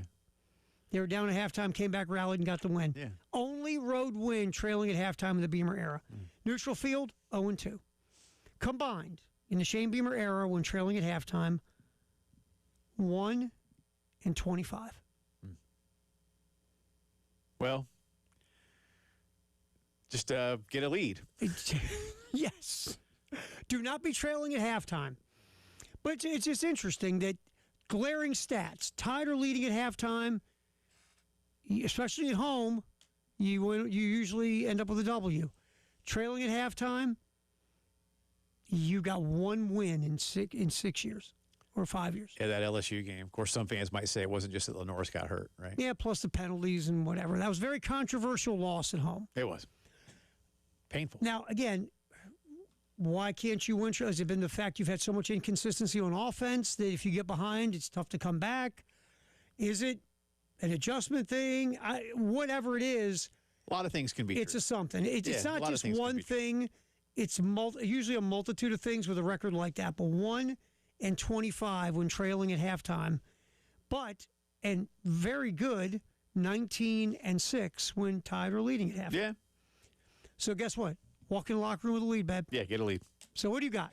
So speaking of Gamecock Central, our buddy Kevin Miller put this one out through the folks at BetMGM. He has gotten the 10 power conference teams here. He says they didn't include Kent and Towson. Towson, thank you. Not Miami. No, would have been Miami. Yeah, not Miami. Sorry. I haven't gotten over it. I can tell you're doing okay with it. Well, Anyway, again, I'm not. They both did. Whatever. Anyway, let's move on. Over under win totals for Carolina's power conference opponents. So I'm going to give them to you, and it's sort of a place to where you can think of what the books are thinking about them, but fans are probably following along. So I'm going to give you the number, and you give me the over under. Okay. Okay. In order: Mississippi State 4.5. Over. I think they win 5. Okay. Alabama 8.5. I think they win 9. Okay. Kentucky 4.5. Under. Really? I think they're going to struggle. Okay. Florida 7.5. Over. I think they can win like 8 games. Okay. That'd be pretty good for Florida considering, at least we think. Tennessee 7.5. I think they're another 8-win team. This next one, I shake my head on this one too. Oklahoma 7.5. Over. Yeah, over. Over. Oh yeah. I mean, that's almost anyway. A&M 8.5. I think they win 9 with Elko. I believe in Elko. I'm going 8-4, man. I believe in Elko. I know what you're because again we know A&M has underachieved for 100 years. I think Elko is going to. They're going to break this thing under Elko, I think. I would of these. But you got to see it to believe it. I understand. I'd go over Oklahoma, under A&M. Okay. Arkansas 4.5. Under. Ooh, I think that's going to be trouble. Not good, huh? Year 1 for Coach Silverfield. Ryan. He's got. That's the hardest. Which is crazy because they've got things, man. They've got resources. They just, you know what it is that when you got a little deep dive about them. They care deeply about baseball. They care deeply about basketball. There's so many things they care deeply about. Football's not getting all that money you think they should be getting or would be getting because they like to win at a lot of things. Well, it's time to call just one of so much money. Sam or Bud's Jerry, grandkids, man. I mean, you call Jar's got a ton of loot. He's just letting them rent the dome for free when they play A&M, right? I guess. Georgia 9.5. Over. Yeah, Georgia's going to win 10. Clemson 7.5. I don't know, man. I don't. You know what? I don't know. I think Clemson goes 8-4. I was going to say 8. I think they go over. I think Clemson goes 8-4, so I'll give them the over. Yeah. But I think Georgia's going to win at least 10 games. Out of all those teams I went over, the one I'm the least confident in, honestly, is probably Florida. We just don't know. You said over for Tennessee as well? Yeah, I went 8, and that's just my belief that they seem to be. That seems to where their floor is under Heupel because they do have talent. That's fair. But my least confident over is Florida. I could definitely change my mind before we finish talking. Yeah, I could see a 7-5 Florida, but I could see. I mean, Florida's got talent. You know, I can't. Look. It's a matter of trying to put it together, and that's been Florida's. You know what? thing. I'm going under to 7-5. Just so I'm thinking about it. Okay. Because that's a large leap for another. I mean, we don't know what John Summerall's going to do there. We don't know what that quarterback's going to do. It's a big ask, man. And that quarterback's in his first year, the kid with Philo. Yeah, it's a big And he's ask. unproven. I mean, I know this offensive coordinator. They do have the Canes again, don't they? Yeah. They got a hard schedule, man. Yeah, I'm going to go 7-5 in his first year. Let me double check that about the Canes. I'll come back in there. Maybe they don't. I think they do. Because I don't think the Canes would have scheduled Carolina and Florida, would they? Maybe not. We'll have to double check. We'll double check that. All right. Well, I'll give you that info, and we'll have our World Cup update next.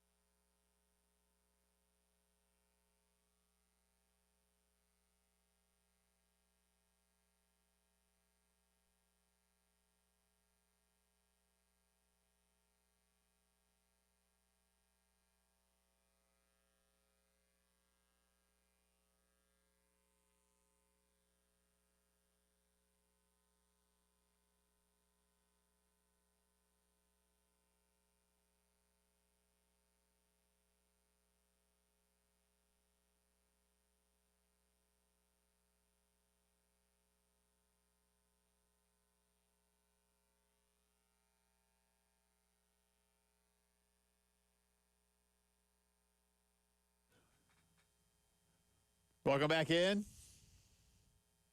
World Cup update is coming. If Terry wants to throw J or N my way, I am ready. Because, again, it's in my contract.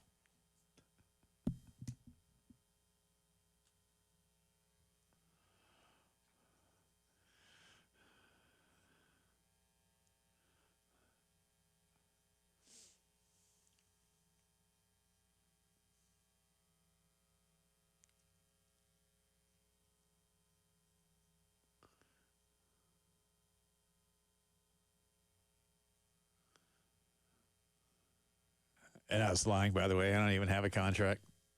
Welcome back in, Jay Deere. With you Sounds impressive, though. on this Thursday. By the way, Florida and Miami do not play each other in football. Do they play Florida State? Because obviously, Yeah. They play Florida State. They play Florida State. They play Florida State. And Florida still plays Florida State. I can guarantee that. No one. Miami. Which is probably smart. Miami does play Florida State. But they don't play each other, Miami and Florida. So there you go. But Florida does have Campbell. Glenn? Naomi? Might be a better game. Might be. I don't know. Campbell has a good baseball program. Yeah, I mean, they were, NCAA tournament. They have a good team a couple years years ago. They have a good ago. baseball program. They've always had a good baseball program, actually, for a while. So good for them. All right, World Cup update time.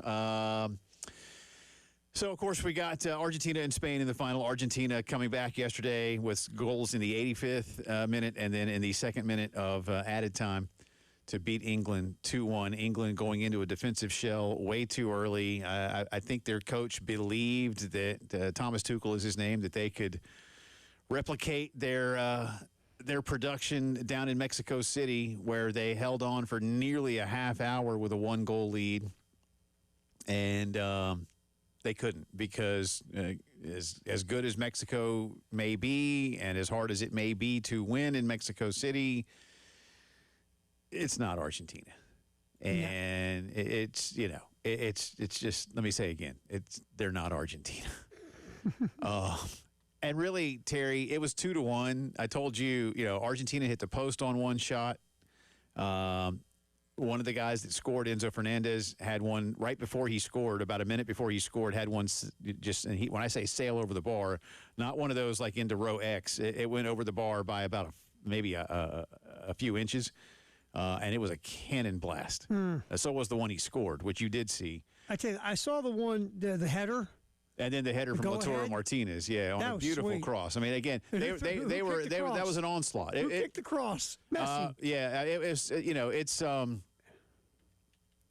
I just don't know why England didn't. Because here's the thing. I think at least, if I recall correctly, at least one of Argentina's center backs was on a yellow card. And they're not great defensively. The thing about Argentina is they know how to keep the ball and play on the front foot, and they don't have to rely on their defense. Now, we saw yesterday for a minute that they played some pretty good defense, but, when you have to and you send all 11 guys back there, and England didn't have enough attacking prowess. I mean, Harry Kane was tired. You could have sent on Saka. You could have sent on Ollie Watkins. You had choices, and they didn't. So now England plays France in the third place game. That sounds wonderful on paper. France and England. And I got to tell you, I can't think of a game that might be flatter. Yeah.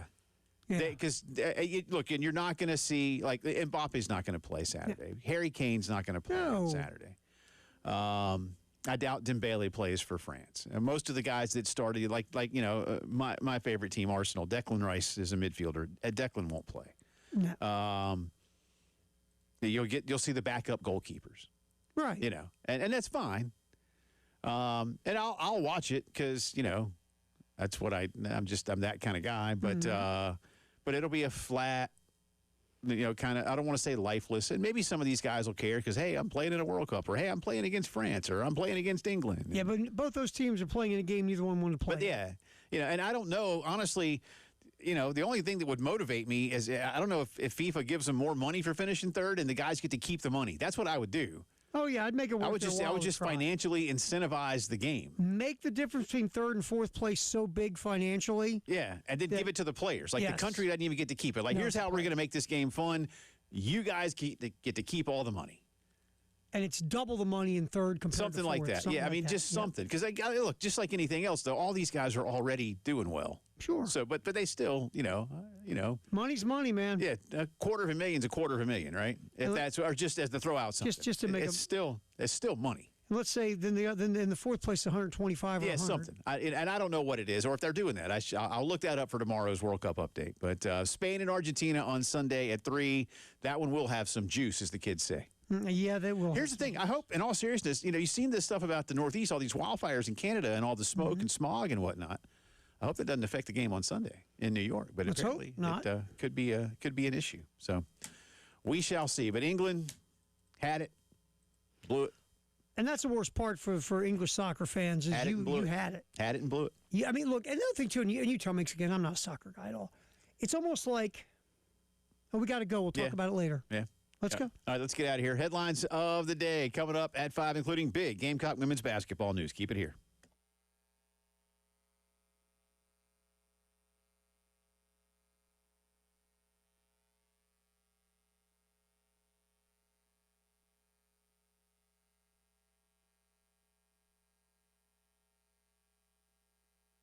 Integrated Media ready to help you watch everything you watch better than ever before.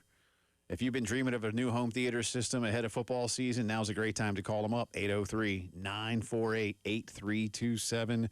And the crew from Integrated will come out to the house. That's right, you heard me. They make house calls, kids. They come to you. Walk around your house or maybe the back patio, the screen porch, the pool deck. If you want something outside, they can get that done for you too. But they'll talk with you, first off, working within your budget and your wants and needs, making sure that the equipment is positioned properly, installed properly once, right, the first time, the only time. And then they can let you know how you can control it all from an app on your phone or tablet. One room, whole house, indoors, outdoors.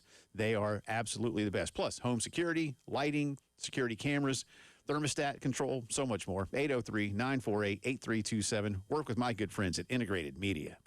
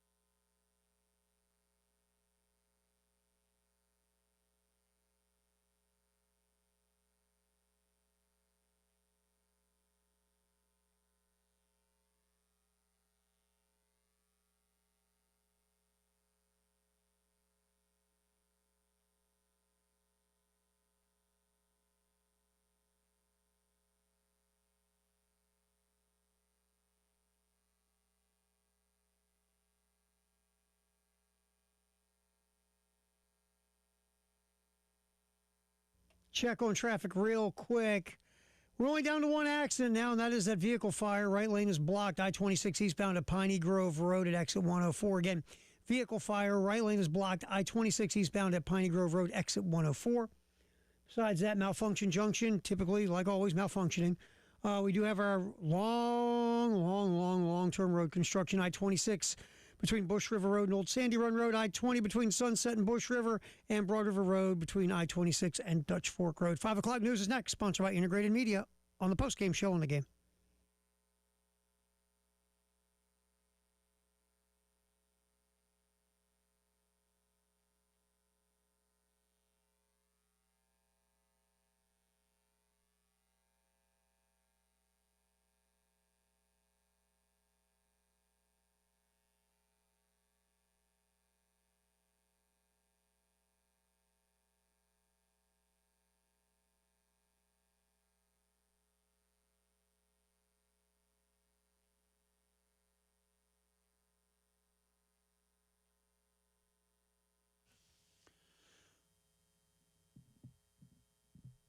It is 5 o'clock news time on this Thursday. Welcome back in. It's also the final hour of the postgame show along with Terry Ford. I'm Jay Phillips. Thank you so much for being with us. We start with breaking news from earlier this afternoon around Gamecock women's basketball. It was announced today that point guard Maddie McDaniel is stepping away from the program. She announced this by saying, quote, "Every athlete knows that mental strength is as valuable as their physical strength. It just doesn't announce itself in the same way when it needs attention. It doesn't feel like a sprained ankle or a bruise. It's harder to put your finger on. Still, it's time for me to acknowledge it."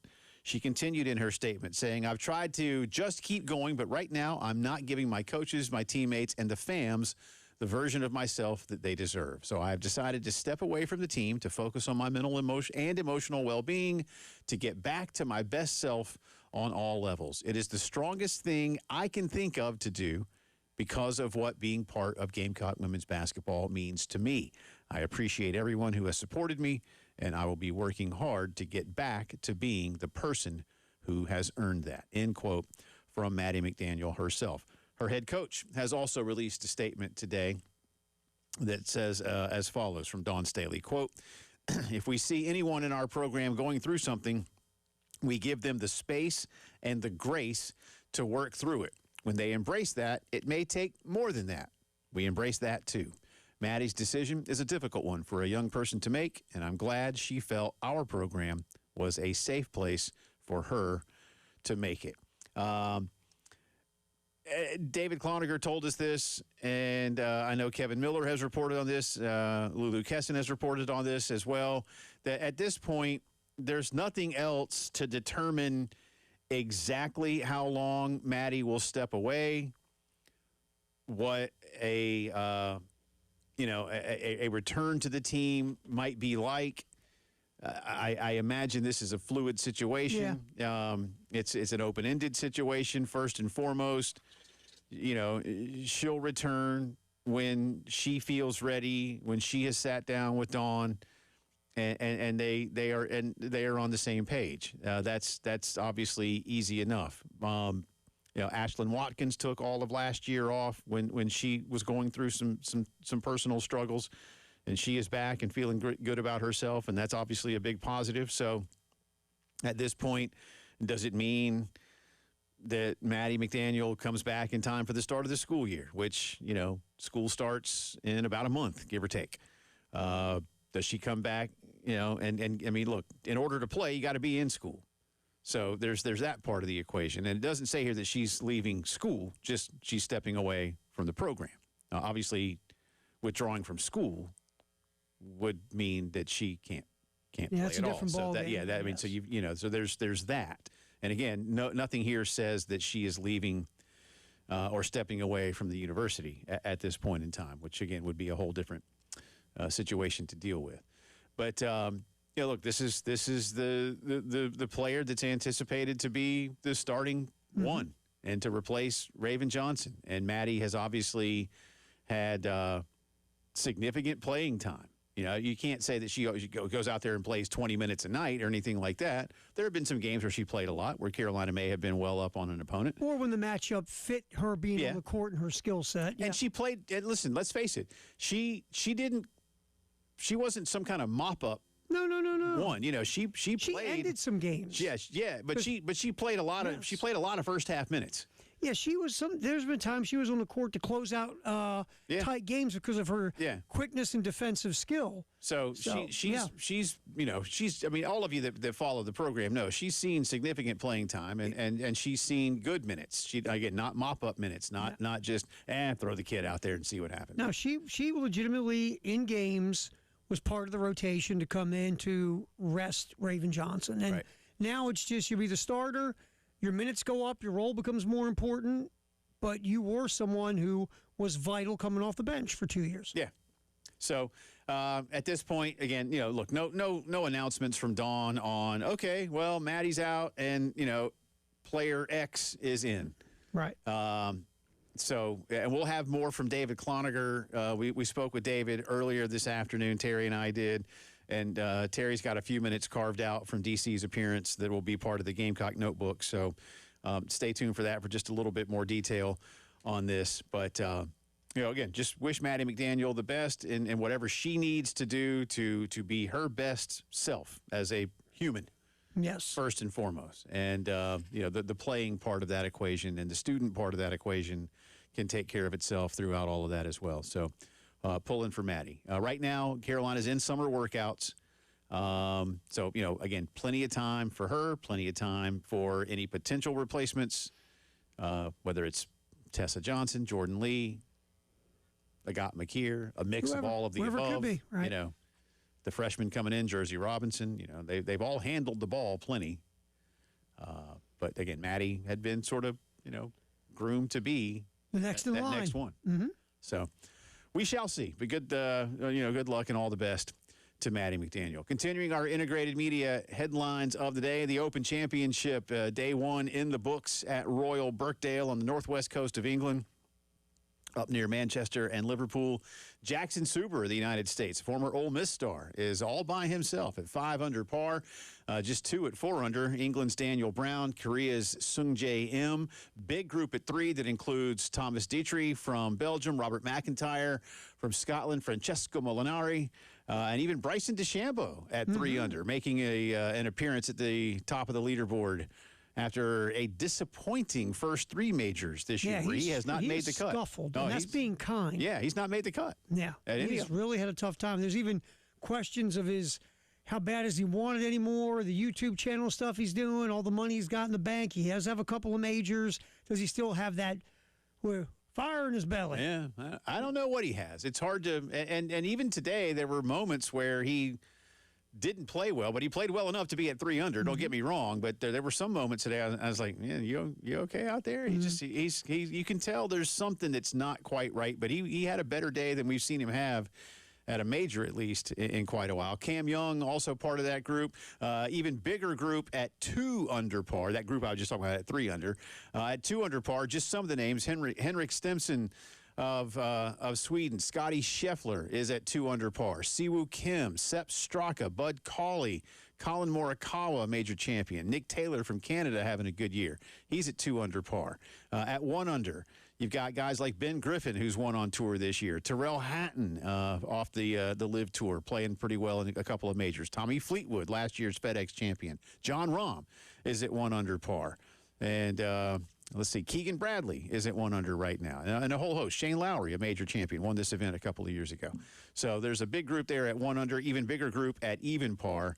So, but we're in the books for day one with Jackson Suber from Ole Miss. Well, he's not at Ole Miss anymore. He's a pro now. But Jackson Suber. Yeah, and this is probably in his short career, his best round in a major. I would say. I'd have to look that up, I mean, listen, he'll have at least for now. Hey, man, you were leading day one of the Open, man. Yeah, that's all right. That's all right. We'll see how he does in round 2, but yeah, round 1 was good. Yeah. This year, by the way, he is 83rd on the money list. He's won $1.47 million, which means, honestly, most of that is going to caddies and travel. Caddies and travel and food and coaching. Exactly. You hope you got a couple of sponsors to help you along. Yeah, a little bit. Because it sounds like, well, you're 83rd on the money list. You made $1.5 million.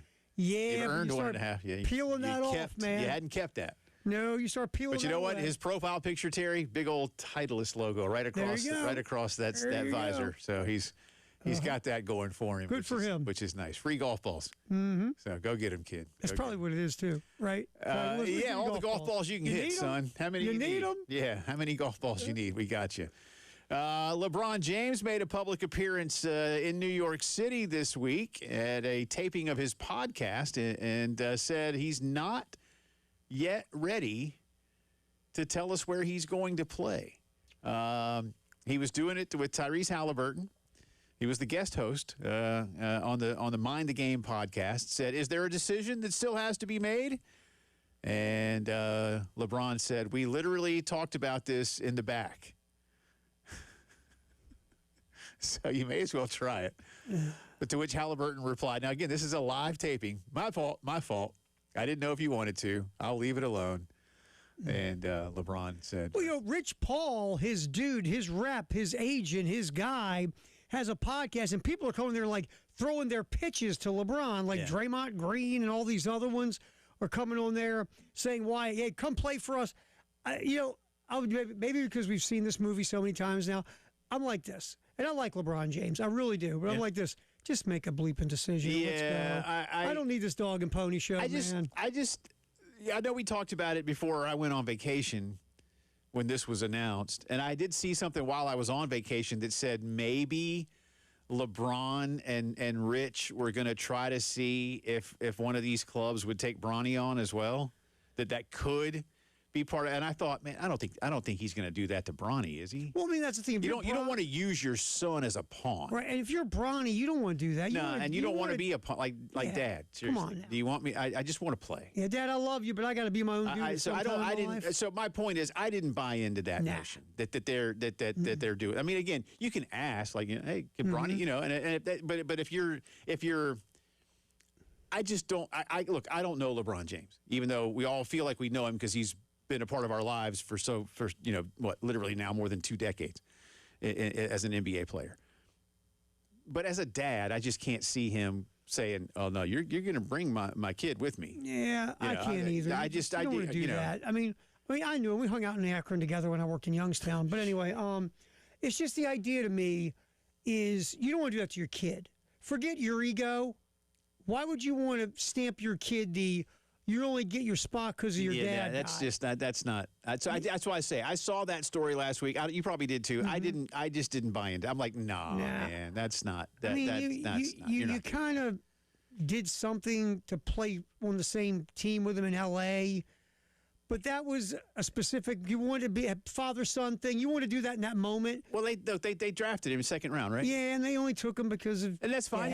You can throw a second round pick away. And he played, on the court with his dad. And I think Jeannie Buss wanted to do that. But now that you've moved on from the Lakers, you don't want to be. Hey, take my kid and then I'll come play for you. Listen, Jeannie has more than enough clout that if she herself had wanted to go straight to LeBron and go, LeBron. We're glad you're here. Mm-hmm. We're glad you helped us win a championship. Mm-hmm. We're not drafting your son. No, and we're just letting you know. Ready? He's not going to go on the court with you and play. Yeah, you think it's cool. Yeah. That's not. We're the Lakers. The Lakers. But Jeannie wanted to do it, so they did it. But now moving forward, that stuff's done. Yeah, stop that. Like LeBron's not. I mean, with all due respect, LeBron's not. And I know she doesn't have as much control because they've sold the team. But Jeannie Buss is still Jeannie Buss. And she's still the ambassador of the team. Yeah, but even when they drafted Bronny, she was still the owner of the team. And you're not telling me what to do with the Lakers. It's just now you're moving on. And look, LeBron at his age is still ridiculous. I mean, he's unbelievable for like a dude who's turning 70. It's unbelievable. He's only 53, man. He's gonna make a team better, but I'm not bringing your kid along, dude. No, sorry, I'm not bringing your kid. Simpson, how old do you think I am? 102? Only 81. Only 81. Weren't you there with Naismith with the peach basket? I mean, it's just crazy. But you draw a line and go, look, man, we want you, But we're not bringing your kid. No, yeah. We ain't doing. I don't We're a think that. championship culture type of organization. We're not doing that. I'll be honest with you. I still think he'll land in Cleveland. No. I'm telling you. No. I told you this before, and you scoffed at me, Jay. I did. Phillip. I'm scoffing again. Scoff. I'm scoffing. I'm telling you because remember he's also making a documentary this last year. Yeah. What a perfect place to wrap it up cinematically Not in Cleveland. Not Cleveland. You can wrap it up in Cleveland by having Golden State win Game 7 in Cleveland. How's that? God love Golden State. Game 7 of what? Well, Golden State. Now, Philly's interesting. They can only pay him $12 an hour. You. Don't go to Philly. But he might again. Why do you want that now? You put that on him now? At least do that when you were younger, man. Go through that hell. You're not going to Philly now. Getting booed the first shot you missed in Game 1. Go to it's late in Cleveland. They'll cheer you. It's laid back in San Francisco. Yeah, Golden State, they'll love you. Don't go to Philly. Good Lord, that'd be terrible. That's our integrated media headlines of the day. Gamecock Notebook coming up. More from David Cloninger on Matty McDaniel's decision. Keep it here.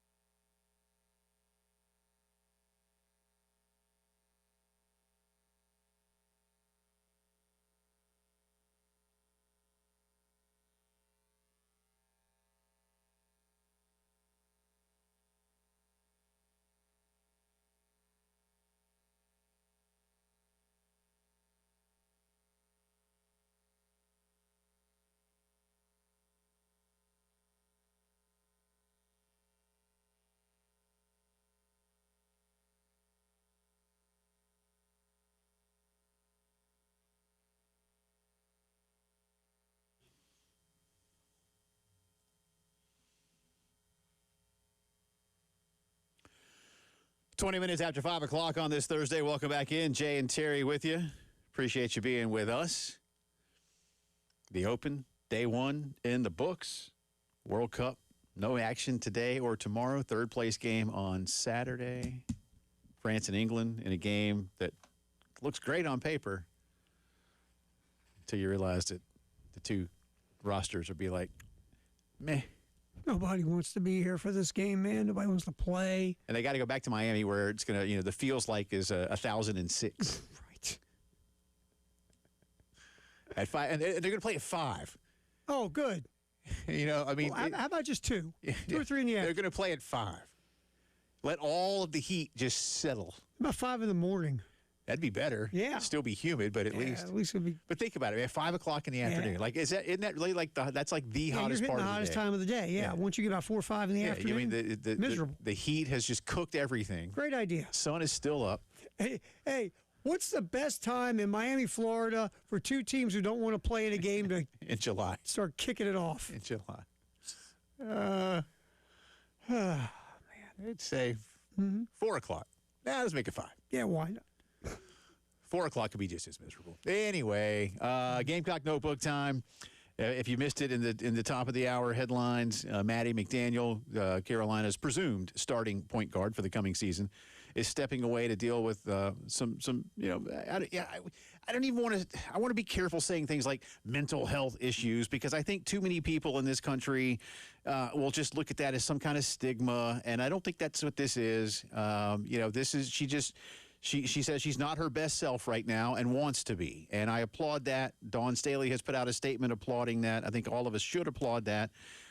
So you need to be careful with how we describe it. But that's, she wants to be the best her. 100% mentally prepared to do what she needs to do. Yeah, Dawn saying Maddie's decision is a difficult one for a young person to make, and I'm glad she felt our program was a safe place for her to make it. And I applaud that last part there from Coach. David Cloninger on the beat for the Post and Courier joined Terry and me earlier in the program today, and we had scheduled David before this news came out that we had some other things to discuss, and there's a little bit of what we were going to discuss in here with DC, but I'll let you kind of start us off, Terry, exactly where this portion of the Q&A is. Yeah, we kicked it in by asking David, what does he know about the story regarding Maddie McDaniel, and here's David started off with this answer.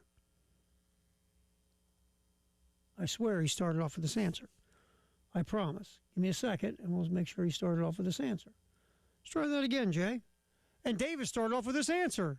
Not much, Jay. I mean, obviously, there's a lot of stuff that I'm not privy to and, frankly, don't really want to be privy to. I mean, it's between, what Maddie McDaniel feels is best for her and some she feels she's going through. So she did announce that she's stepping away from the program to get herself in a better headspace, focus on her mental health, and that's where it is right now. Of course, Dawn Staley put out a statement of support, and that's just where it is. You hope for the best for her, and, of course, you don't really want to talk about how it affects the team right now, but being in the business we do have to talk about how it affects the team if this should last throughout the season. So that's what's in the story that's up there on the Post and Courier website right now. Hey, David, going to that point, and obviously the most important thing is for Maddie to get herself together for her life, but when you look at the team, the roster constructed right now, I mean, again, Jordan Lee averaged 2.5 assists last year at Texas. It is simple to say she'll get first crack at it if you still need a point guard for Maddie at the start of the season. I wouldn't say it's as simple as that. I mean, obviously there are some players who have handled the ball in different scenarios, but I was always going to understand that coming into this year with Maddie McDaniel as the presumed starter, everything pointed to that Tessa Johnson would probably be her most trusted backup. Tessa has taken her turns doing it throughout the past 3 years, whether that's just taking over as a third ball handler behind Raven Johnson, behind Tahina Paopao, whoever might have been in the game at the time. She can do that, of course, but she also has an ability to shoot three and get to the rim, something I could also say for Jordan Lee. And then you look at Agat Makir.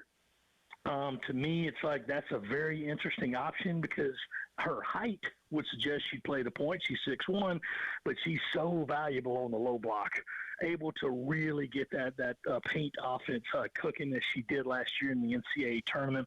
So I don't know if you look at that right away. And then, of course, there's the other option.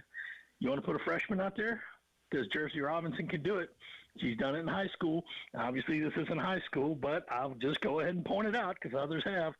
South Carolina won its first national championship with a freshman point guard playing. Yeah. So, they wouldn't be a stranger to it. But in this age of positionless basketball, Jay, who knows? Yeah. I'm sure that they'll figure it out, and it could be, hey, after a month, 2 months, whatever, maybe Maddie McDaniel feels like, hey, I'm good now, I'm okay, and you come on back with open arms. I'm not trying to make direct comparisons here, but the Chicago Bulls under Michael Jordan never had a true one. I'll just leave it at that. Yeah, he could pretty much cover any of that. Yeah, so I'm just saying, not to say there's a Jordan on the team. I'm just pointing some things out here. I was going to say, where's 23 out I'm just saying. There is proof in this sport that you might not always need a true one to be successful. We'll find out. But in all seriousness, the best of Maddie McDaniel and whatever that young lady needs to do to feel better about herself and her life, then certainly go get it done. And certainly Dawn's statement echoes that and supports what Maddie needs to do to feel better. DC, want your take, and I was going to spend more time on this today, on some of the things that Paul Maneri has said earlier this week to a television station in Baton Rouge. Yours truly went off a little bit yesterday. You've known me a long time, and I will admit I got a little heated yesterday. I've certainly been more heated in my life, but I maybe took exception to hearing Paul say things like, well, it was going to take time there, and it needed, this and that, and the landscape, and it had made it difficult. And I was like, where's the personal responsibility? And it never seemed to come out. I don't know how you felt about what the former Gamecock coach had to say. Well, first of all, I did see that story pop on at Jay, and I refused to click on it because I don't want to hear what he said. I mean, I'm sure it was a repeat of what he said in the days after his resignation, when he did mention some of the same things about they just weren't very patient and it was going to take time. I'm like, maybe they would have been, but that's not what you said, buddy. You said at your hiring press conference, it's win now. There's not going to be any rebuilding. You said that they're built to win now. You said through the first half of that season, it was like, you're right there. They just got to get a couple things straightened out, they'll turn. And then after that half of the season, it was apparent this was just a bad baseball team. What else did you say, Paul? Here's what you said. Oh, well, guys, I wasn't left to Rose Garden. Why are you switching oars midstream? Now it's the other guy's fault? Because by my recollection, the other guy left you a team that got into the NCAA tournament. And you couldn't have seen that with two hands on a roadmap, buddy boy. And, that last one, too, I really took personal offense. Well, it was just me over there in my two-bedroom apartment. Mm-hmm. Wine. I'm sure it must have been difficult in your two-bedroom apartment counting that $1.3 million that you were burning. Mm-hmm. I think I could have made that work, but that's me. So I didn't read it. Don't care. Not interested. I mean, it's a new day now. I mean, if he wants to keep on and say playing that grandfatherly role, go right ahead. But Jay, you, I, and especially John Little, our friend at the program, we all know what went on. Yeah. Plenty others know what went on behind the scenes. And it ain't none of this, it was just going to take a little time. No. You pretty much destroyed that the day that you stepped into this program and brought Terry Rooney with you. David Cloninger calling it like he sees it, as that's why we have him on a regular basis. DC. I like when he starts, buddy boy. Yeah. I like when David goes, hey, buddy boy. And again, I'm not, look, we got a less than a minute here in this segment, so I'll just, for those who missed it yesterday, Paul said, well, the landscape has changed, and then they were impatient in Columbia, and no, they weren't, but like David said there, you were handed, I keep coming back to this, you were handed a team that was a 2 seed in the tournament. That's not awesome. You wrecked a program. But you had 2 years that turned into the 2 worst years in the history of the school. I think the thing that I told when he said about when he met with Jeremiah Donati, he said, I'm not really feeling this either. I mean, at that point, if I'm Jeremiah, I'm like, you know what? Well, but no, look, you got to do what you got to do. I tell you, man, I just was, when he said that, I got to look at the computer saying, what? Yeah, But Anyway. but you know, Anyway. good on Jeremiah for being more diplomatic than some of us might have been in that situation. That's why he's in the gig and Exactly. the rest of us aren't. Exactly. All right, that's the Gamecock Notebook for this Thursday. Drive around the SEC is next, including, guess what, kids? A lawsuit? Maybe. Keep it here.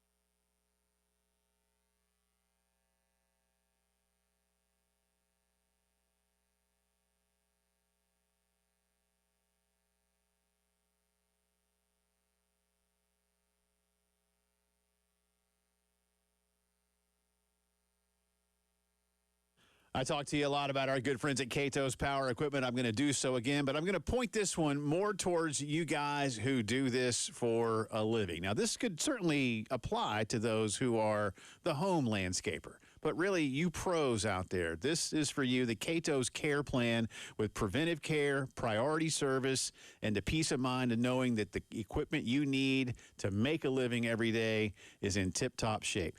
Priority repair scheduling gets you to the front of the line when you're part of the Cato's Care Plan. I mean, let's face it, if your equipment is down, you're making less money. Scheduled annual mower service to keep everything running in tip-top shape, pickup and delivery for a very low price, discounts on parts, on rentals, and a whole lot more, and reduced pricing for existing customers. When you're doing this for a living, you need your equipment to work every single day. That gets you more customers. That makes you more money. Check them out at catospowerequipment.com and learn more.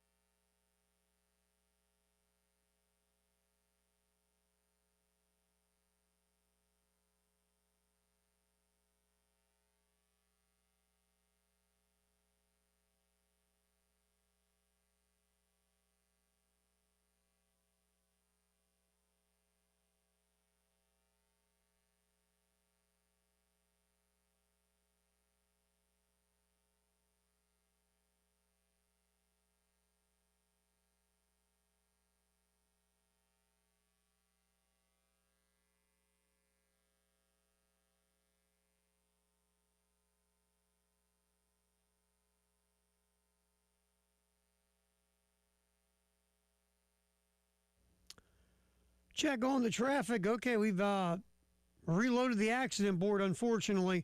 Still have that vehicle fire. Right lane is blocked in Lexington, I-26 eastbound at Piney Grove Road, exit 104. Also, accidents, East Boundary Road at Percival Road, Forum Drive at Promenade Place, I-77 northbound at US 21, that's exit 24, Killian Road at Farrow Road, Old Cherokee Road at North Lake Drive, South Lake Drive at Platte Springs Road. Get back in, drive around the SEC is next on the postgame show.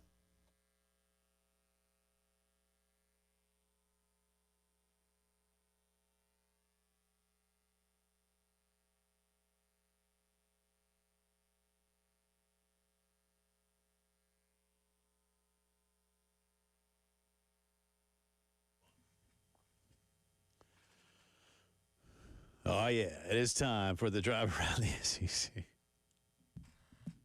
Sorry. What the hell was that? Your Barry White voice? There's a couple of bumps like this one that when it kicks in, my head just goes somewhere different. Like that one or the one that makes me want to do, Sprockets. Welcome back into the program. I forget which one that is, but this is that one. It just says it. Hey, baby. The artist of this song is Roy Ayers, but it has a Barry White feel. Hey, baby. Yeah. Gamecock notebook, baby. It just sounds like a Barry White tune, man. And so you just can't help but go into some Barry White. Love to love you, baby, during the drive around the SEC, baby. That's why. I can't help myself, Ter. That's what I do. Your Barry White impression was spot on, by the way. Well, thank you. Appreciate that. Barry's looking down on me going, listen, kid. Just shaking his head. Well, he's not calling me kid, is he? Nah, probably not. A week from today, SEC Media Days will be wrapping up. Man, that's hard to believe. On the docket next Thursday, Arkansas, LSU, Mississippi State, and Texas. So Lane will be the focal point, even if Texas has the best team of these four, we think. Mm-hmm. LSU's loaded with talent. Yeah. Jeff Levy just needs to keep selling his program. But Ryan Silverfield of Arkansas will be making his debut at SEC Media Days. Look, I don't know what the grace period's going to be like for Ryan Silverfield. You were mentioning, earlier we were talking about Arkansas football, and, he's they've got resources, but they've just they've fallen lower than they should. Yeah, they really have. He did a nice job at Memphis. He's got a good resume of working in both the NFL and college football. But let's just call it what it is. You got to get dudes, man. Mm-hmm. I mean, we can talk about how great an X and O guy, and that's all. I like all that kind of stuff, But you need dudes. Yeah. You gotta get in. If you're Arkansas, you've got to get into Dallas and Houston, and you've got to start pulling some of those kids to Fayetteville. I mean, you just and look, you can go to Tampa or Orlando or L.A. or wherever, but at least Dallas and Houston are close enough. And that's one of the things that, let's face it, we talk about it a lot, like Oklahoma.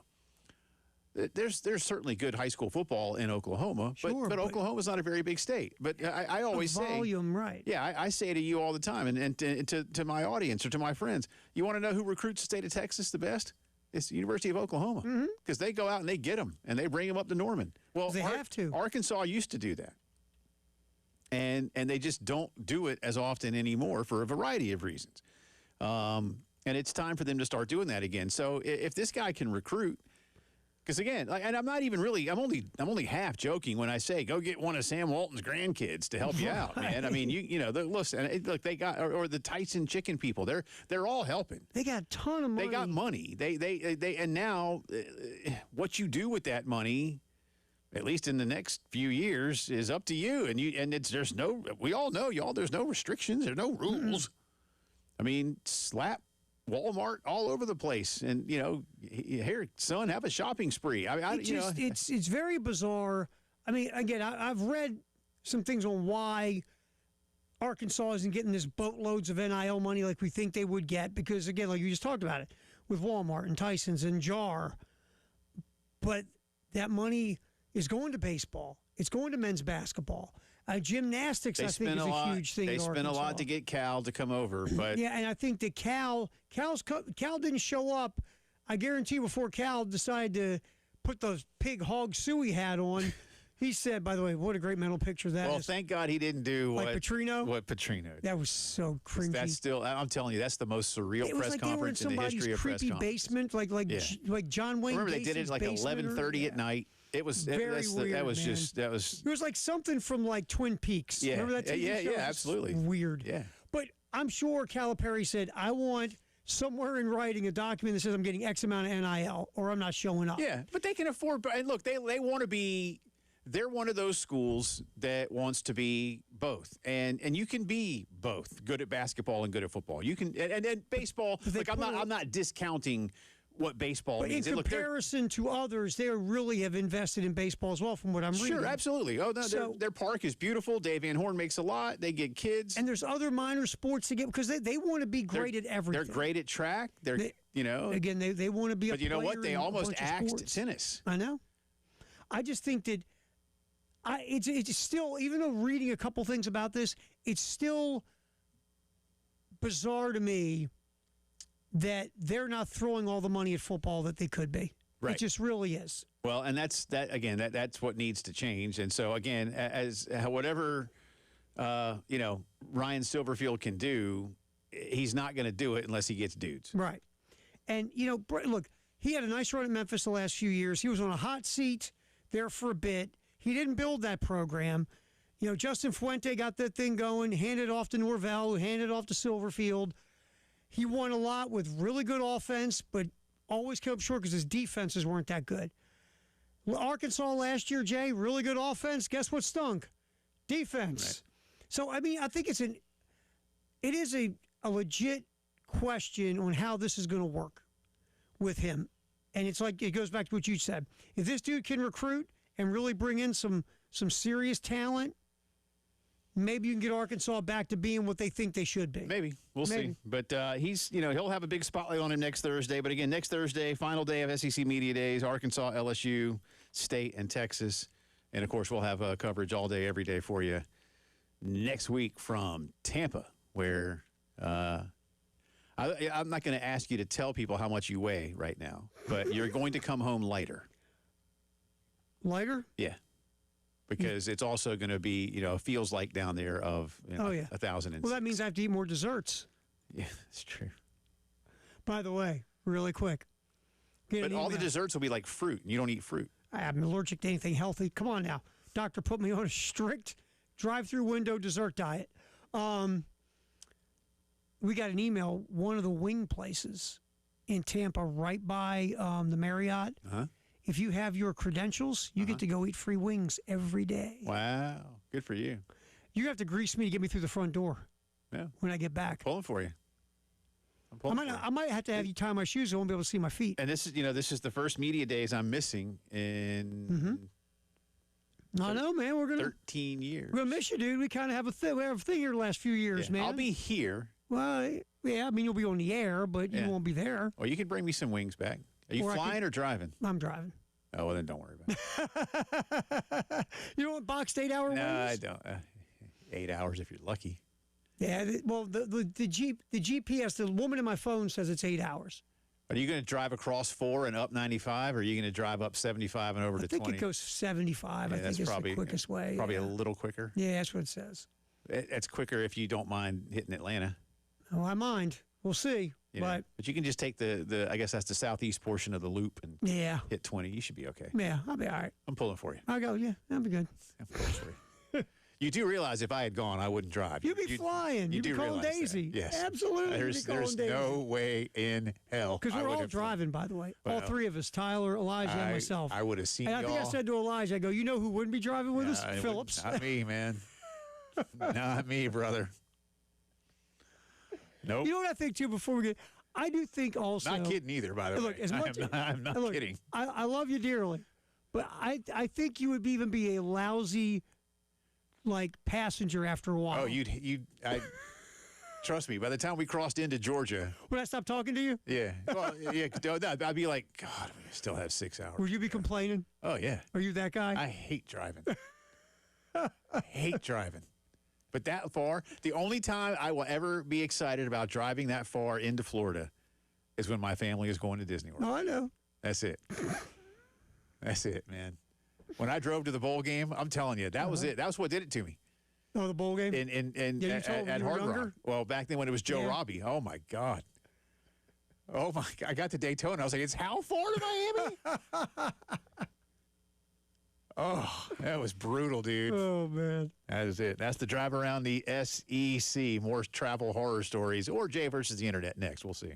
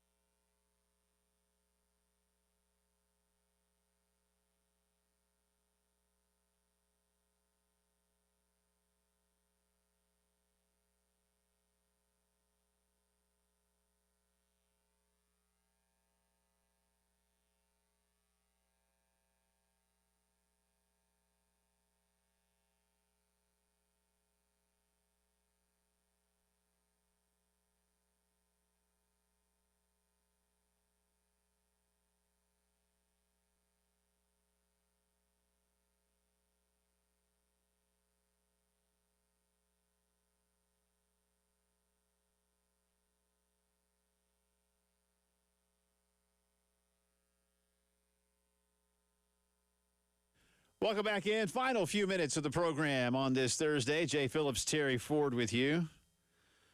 I got to look it up real quick. How far it was. I can't remember, man, but we were just talking from Daytona to Miami. But yeah, I don't like driving, Terry Ford. I've learned that over the years. Yeah, it's a true story. And listen, however people may feel, that's cool. Like, oh, come on, Jay, it's not that bad. I'm like, no, I just, at least I admit it. Yeah. Like that's one Very thing. self-aware. Yeah. I don't like it, but I used to be okay with it.